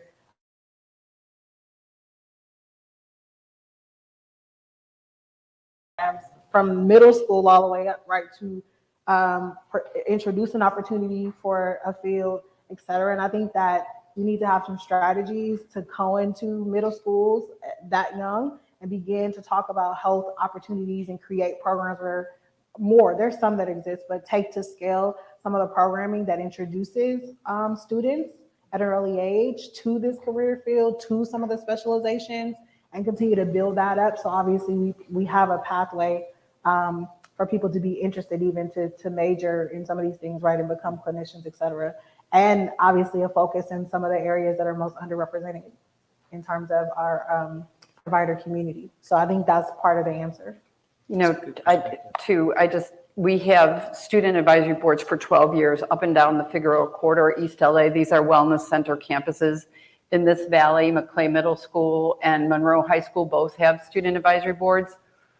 The curricula that we switched to, and thanks to Frank there from School Mental Health, helped us develop a mental health oriented wellness and resiliency curriculum, because if the young people know how to navigate the system, they're going to be introduced to you and eventually pipeline into those careers. We surveyed the kids, and 86% of them, when they were asked, who do you go to for mental health services, was a peer. Wasn't the teacher, wasn't the counselor. Yes, there was some of that, but 86% said, I go to a peer first. So if we train young people to navigate the systems, understand what those systems hold for them, the vision is completely different. Like we're tracking the kids who are going to move on. And like Joel said earlier, they created a career technical academy at, I don't know how many schools? 3 schools are already like pipelining for social services. Kids may or may not choose that, but if they feel whole in who they are, they will navigate their family and friends for the rest of their lives in a healthier way. And that's a win in its own right. I really want to thank you for that question. I think that is such a great question, and something that I think I personally have really been thinking through. I was really excited to hear earlier that LAUSD has a cohort of 150 youth already, talking about this and doing this work. But we do need to be doing more of that. And I think there are so many opportunities. Our school well-being centers, for starters, our counseling centers, there are so many opportunities that I personally commit to investing more of my time and energy into really exploring.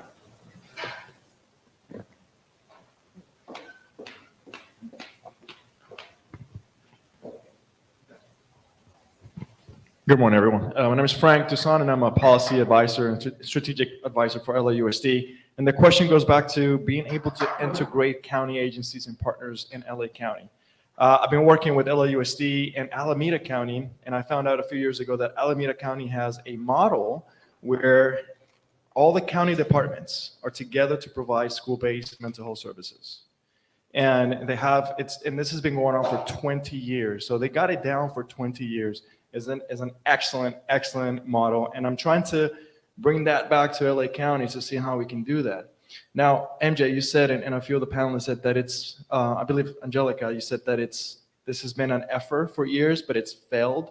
I want to know why. Why is it that it's so difficult for us to get it together like Alameda, has done it in the past 20 years?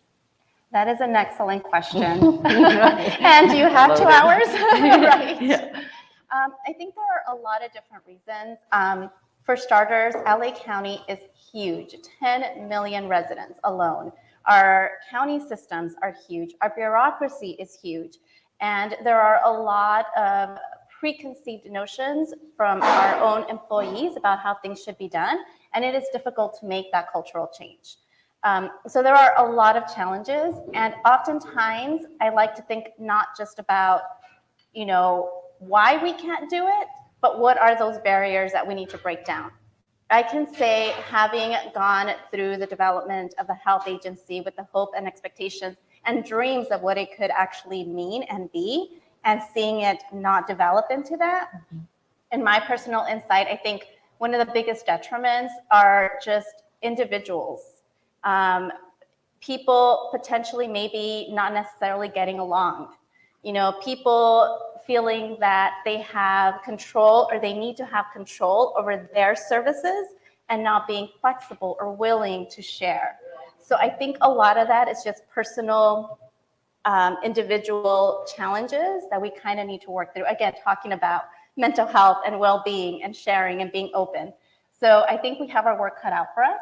I would love to engage further in conversations if you have ideas on how we can ultimately make that happen. But I think also people don't like change. And a lot of these efforts are being driven by the inequities and the harmful policies and program designs, right, that we're seeing. And I think that you asked the question earlier for the elected office representatives that are still here. Sometimes, unfortunately, the elected offices have to require that certain things happen, and that's the only thing that moves the needle. And even there, you have department heads like, I don't want anybody looking at this is what I do. I want to hold on to it. And so I think that some of the California Interagency Council on Homelessness was created by Governor Newsom, right? These 19 department heads who are still kind of like this, right? But it's only 2 of us that are non-county department heads in the room. I'm one of them, and I'm saying like you gotta.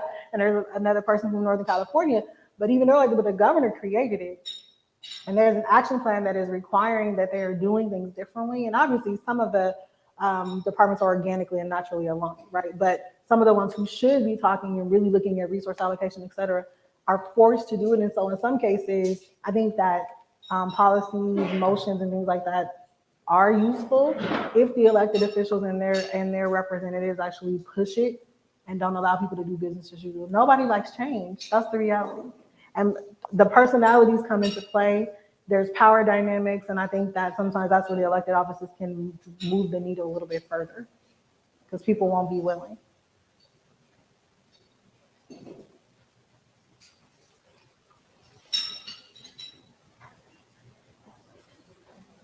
I'm sorry, I have so many questions in my head.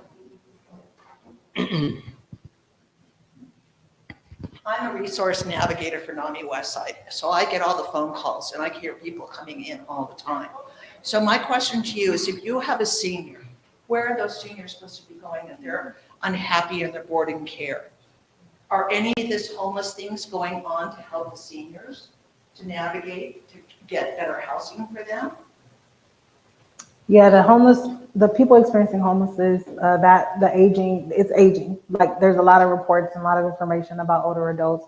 There are some special initiatives, but nothing to the level to support the people that are on fixed incomes and that are struggling. Actually, one of the things when I asked my team about what they wanted to say today, besides some of the culturally responsive stuff, they asked me to bring up seniors, right? Because there's not a lot of interventions or a lot of mental health supports targeted at folks that are end of life, right? Those are terminal illnesses, those who are may have been stabilized. As you all know, the environmental landscape we're in literally has pushed some people out just purely for economic reasons. So you have older adults living off secure Social Security check, living in a hotel for 2.5 weeks, sleeping on a park bench until they get it's ridiculous. Some of the things you're hearing, some of our most elderly population. So there's some things happening, but not to the level that it should be. CalAIM is providing some specific supports for adults as well, but there's a lot more work to do. Yeah. And my other question is that I have family members living in their homes with them, having very severe mental illness. How do we help the family members that enable their children not to get help? There is nobody knocking on their doors and saying, I'm coming here to evaluate you as not a policeman, not a sheriff, but as somebody to go in there and help those parents because they're seniors now and those children have to be addressed. There's some caregiver programs that there's some caregiver programs and you all can speak to a little bit more, but there's some supports for family members that we can share. Yeah. Yeah, we could definitely share some more information on that, but there are some services available. Okay, I know of in-house supportive services. I really don't know of anything else that somebody could go in there and evaluate these people. Well, if they could try calling 988 and depending on how severe the situation is, but what you just spoke to, our teams experience that all the time. Okay. That it's a caregiver who calls, it's a son, a daughter who's experiencing a mental health episode. It may not be a crisis, but it's a mental health episode.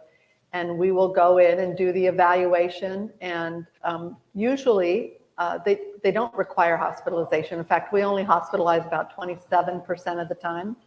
But then we follow up with services. And if we can't link them to another provider, then we will provide the service ourselves.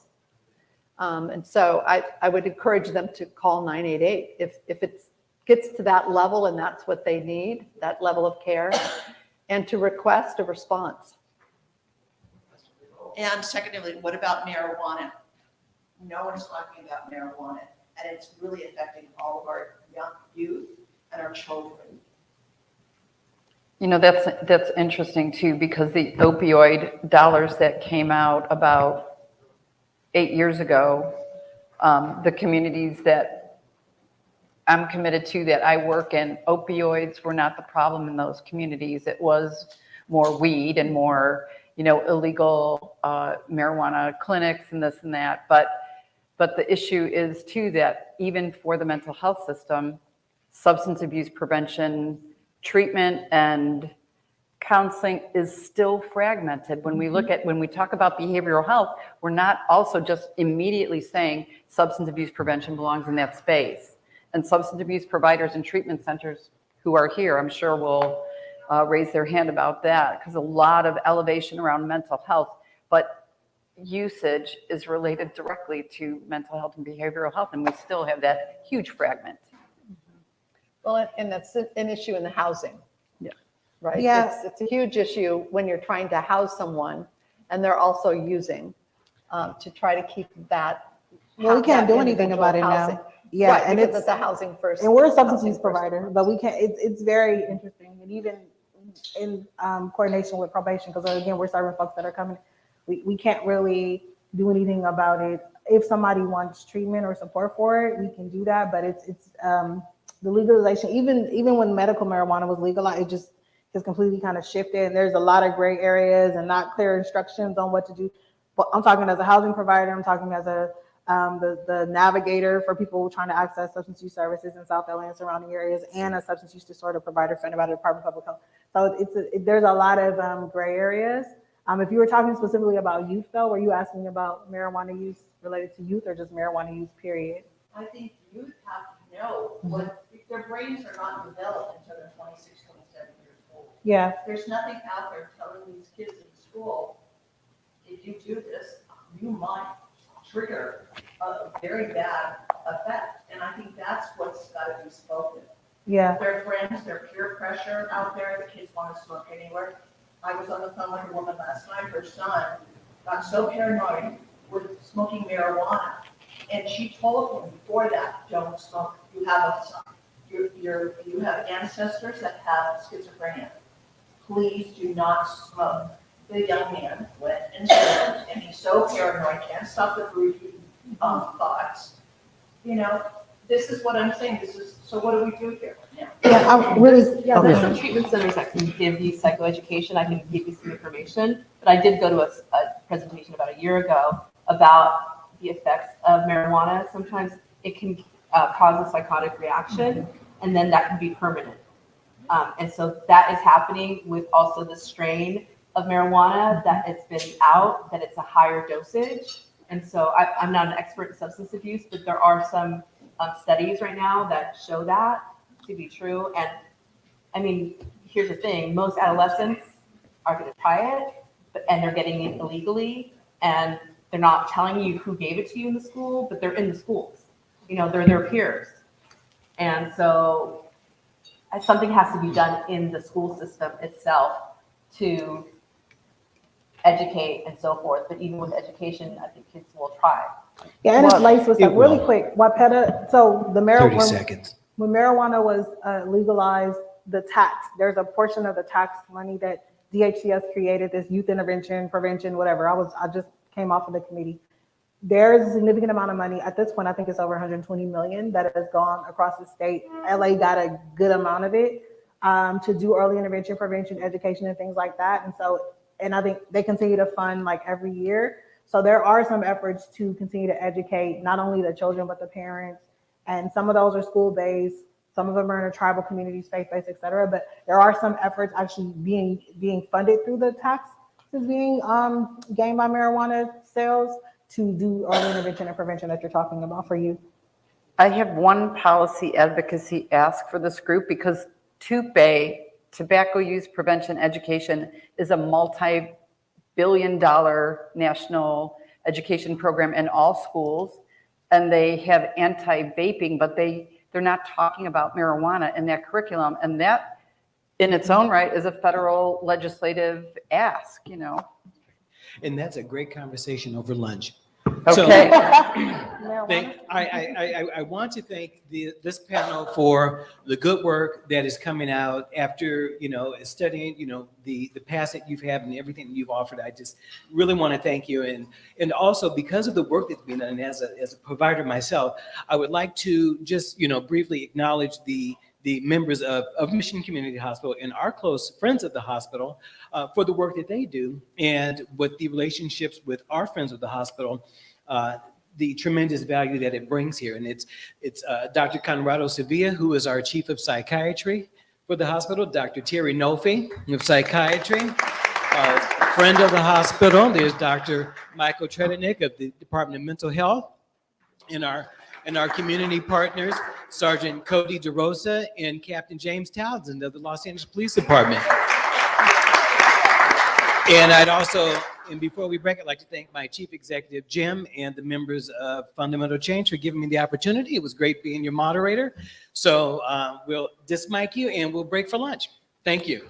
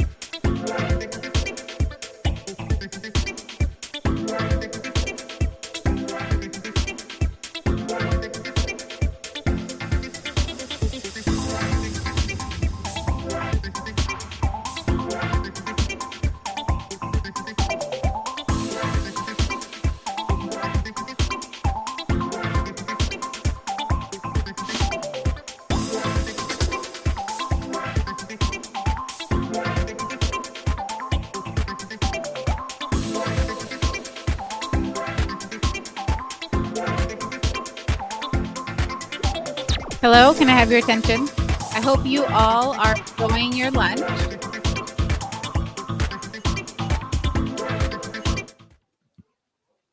Thank you. I hope you're enjoying your lunch. I just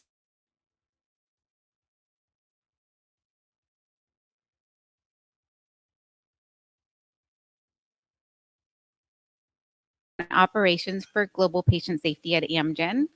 For this event, I'm here in the capacity of Secretary of the Board for Fundamental Change, and I've been a part of this organization, this amazing organization, since its inception.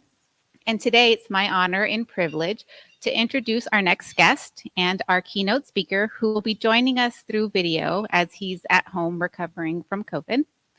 A few words before about Senator Alex Padilla, a progressive problem solver, is the first Latino elected to represent California in the U.S.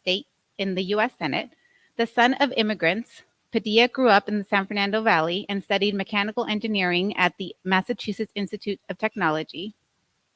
He was drawn to politics in response to California's anti-immigration Proposition 187.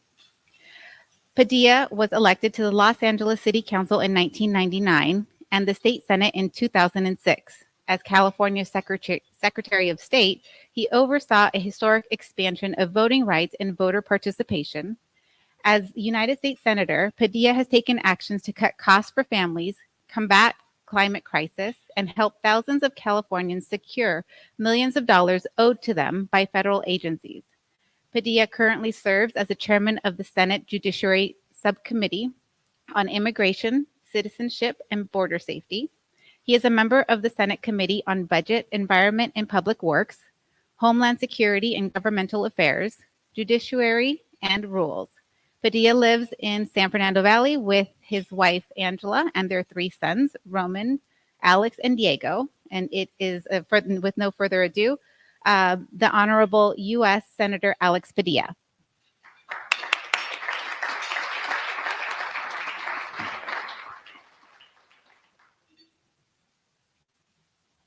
I'm Senator Alex Padilla, and I'm honored to join all of you for this mental health summit. I want to begin by thanking Mission Community Hospital and throughout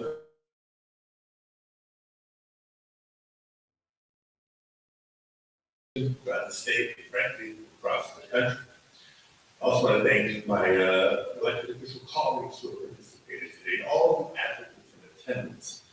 And of course, I want to thank and praise Angela Padilla, President of Fundamental Change, my wife, my partner, and my inspiration. But before I begin my prepared remarks, remarks, I do want to ask all of us to take a moment to offer our thoughts to thousands and thousands of people who have been impacted by the violence in Israel and Gaza these last few weeks, and in Ukraine, for that matter, for much, much longer. I don't need to politicize today's event, but all its forms. I also mentioned this because I traveled to Israel earlier this year, including a visit to the southern border with Gaza. And in my conversations with people who live and work in the area under constant fear of potential violence, one of them made it a point to tell me that while many mental health advocates focus on PTSD, for them there is no pain. There's just constant traumatic stress syndrome living. So for them, as well as innocent Palestinians who also been victims of Hamas terror, let's offer our thoughts and hopes for peace, security, and a better future for everyone in the region. Now, today's topic is mental health, and as you have all come to know, mental health advocacy is personal for us. For Angela, it's not just a community or a charitable activity, it's a cause that she's committed herself to completely.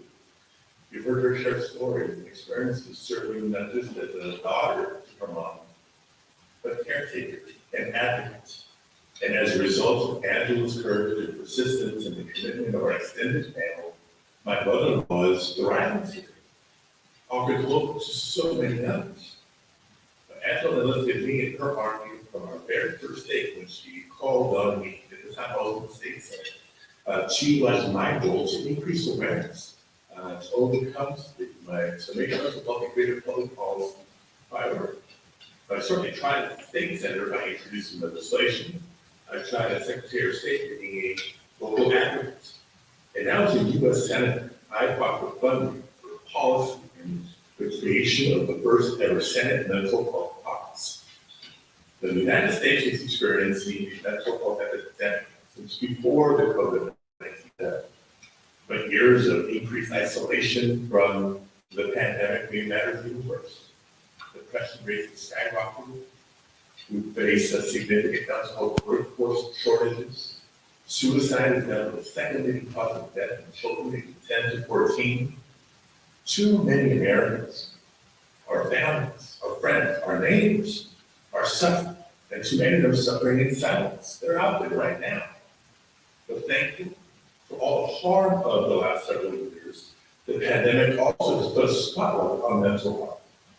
People are realizing the scale of this problem, and we want the stigma to come down.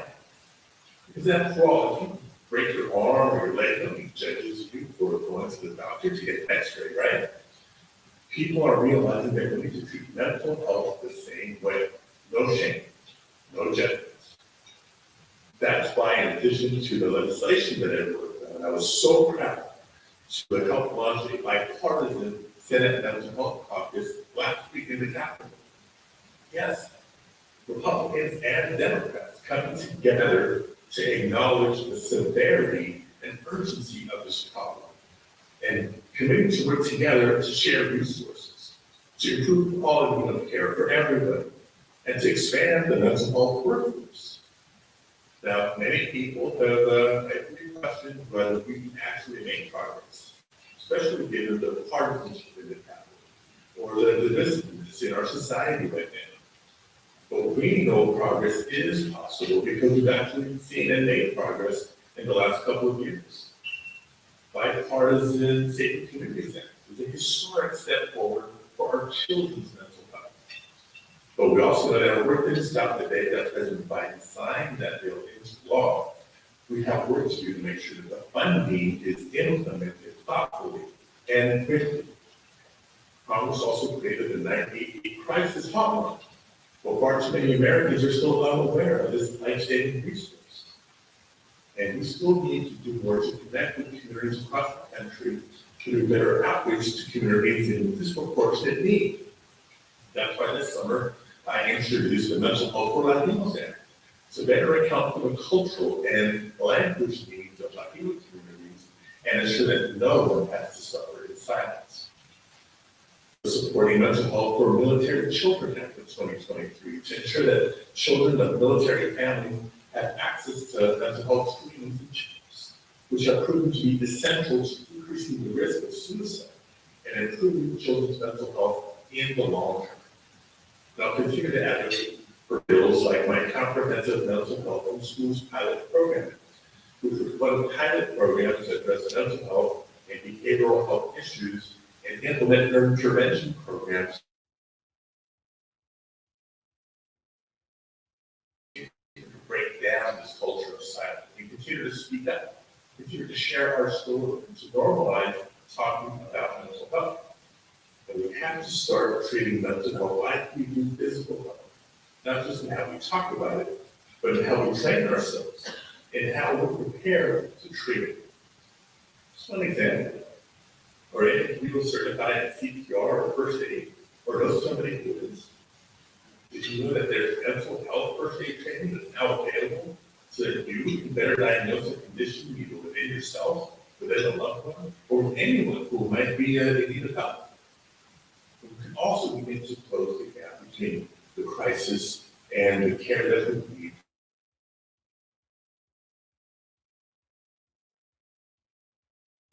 There's so much more work that needs to be done.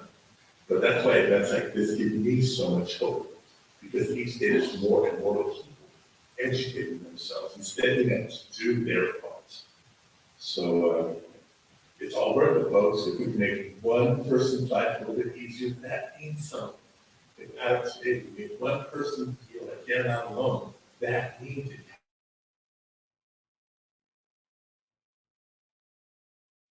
That absolutely makes a difference. And so we need you all to continue calling for action, to continue sharing your stories. And we know things will get better.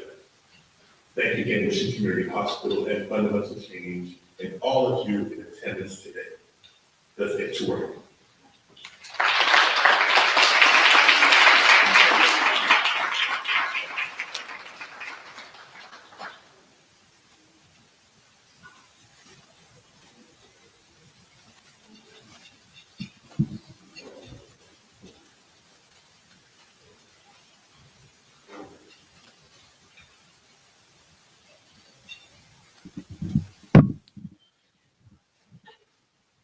Good afternoon, everybody. My name is Hector Perez Pacheco, President and CEO of Perez Pacheco Consulting. A pleasure of working for Mission Community Hospital and doing government relations, working on public policy for over 35 years.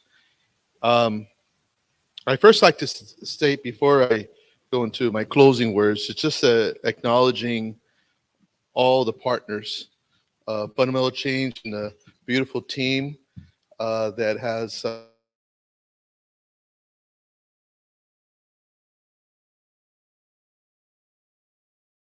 with our staff, and just want to ask everybody to please give them a round of applause. And better yet, if you could please stand. Yeah. Thank you. As well as we like to just acknowledge our, and we'll just leave the applause to the end, our panelists, our elected officials, President Rudy Ortega, as well as our motivational speaker who came from Austria, and as well as all of you that are here, that are an example of dedication and commitment. Please provide a round of applause.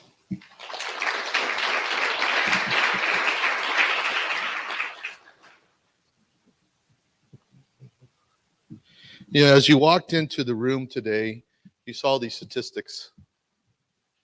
And as our senator was sharing just a little while ago, you know, the severity of the situation, I invited a nonprofit service agency who works with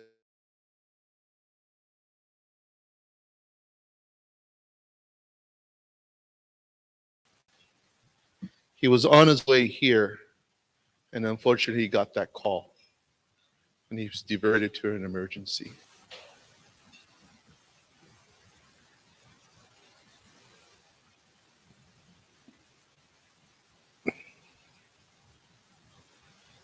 Unfortunately, we get many of those calls all the time. Mission Community Hospital is the second largest mental health provider in the Valley. And our rooms are full, just like many of yours, nonprofit organizations that are in the front lines and hospitals in our front line. So in our conversations with a fundamental change is that we found it necessary to coordinate a forum where we can bring together elected officials, nonprofits, hospitals, businesses, individuals, and people of like mind and spirit to address the challenges that we are facing. With our community as well as with our community, we know that we can make a difference. As we walk and as we drive throughout Los Angeles, it's very difficult to see our families, our relatives, our community members facing the challenges that we are facing. We cannot turn a blind eye. Today's discussion were to touch upon all the various aspects of all the work that is being done through the elected officials, Senator Alex Padilla, U.S. Congressman Cárdenas, Senator Menjivar, Assemblywoman Rivas, Congressman Imelda Padilla, Supervisor Horvath. And through this discussion of today, we found that we have excellent leaders that are putting forward the necessary work that we need to put forward to address these challenges.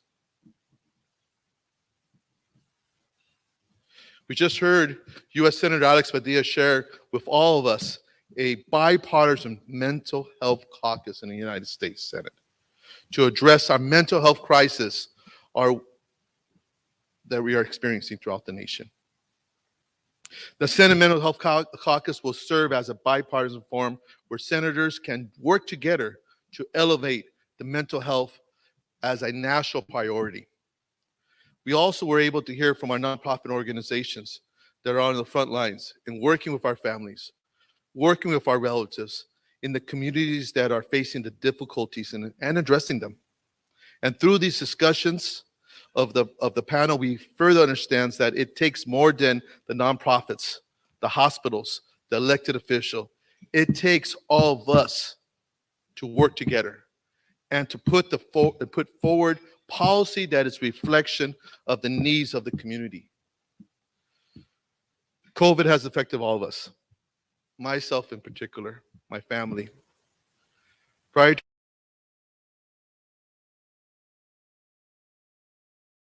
this country, chess team, high school.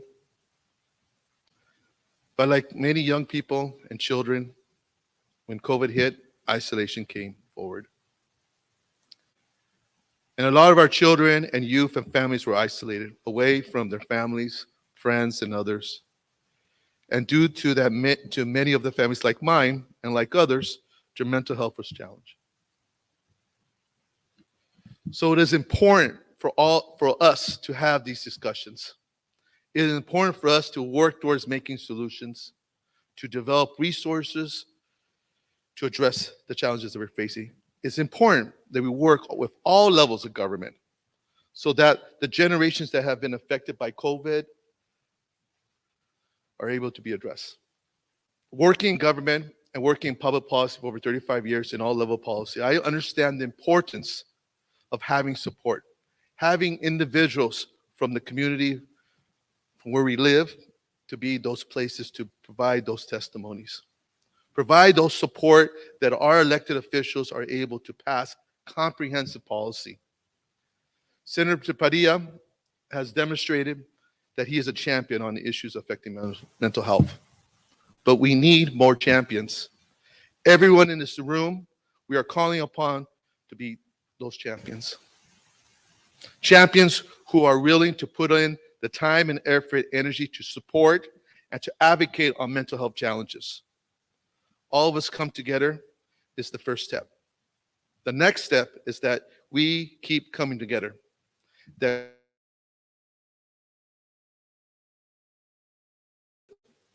the work that needs to be put forward to make that difference.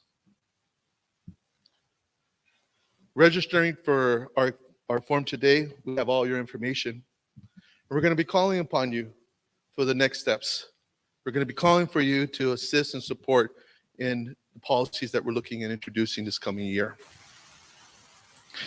In closing, through the unity of all of us and the dedication of each one of us could lead to the success for all of us.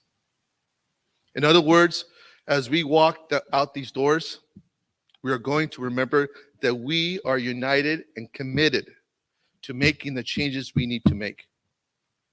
The perception of how we see mental health within us and within others can make the biggest difference. We understand it is up to us to support our leaders in making those changes. And from all of us, we'd like to thank you for coming and reaching out to all of us here to bring that unity to address those changes today. So I'd like to thank you all.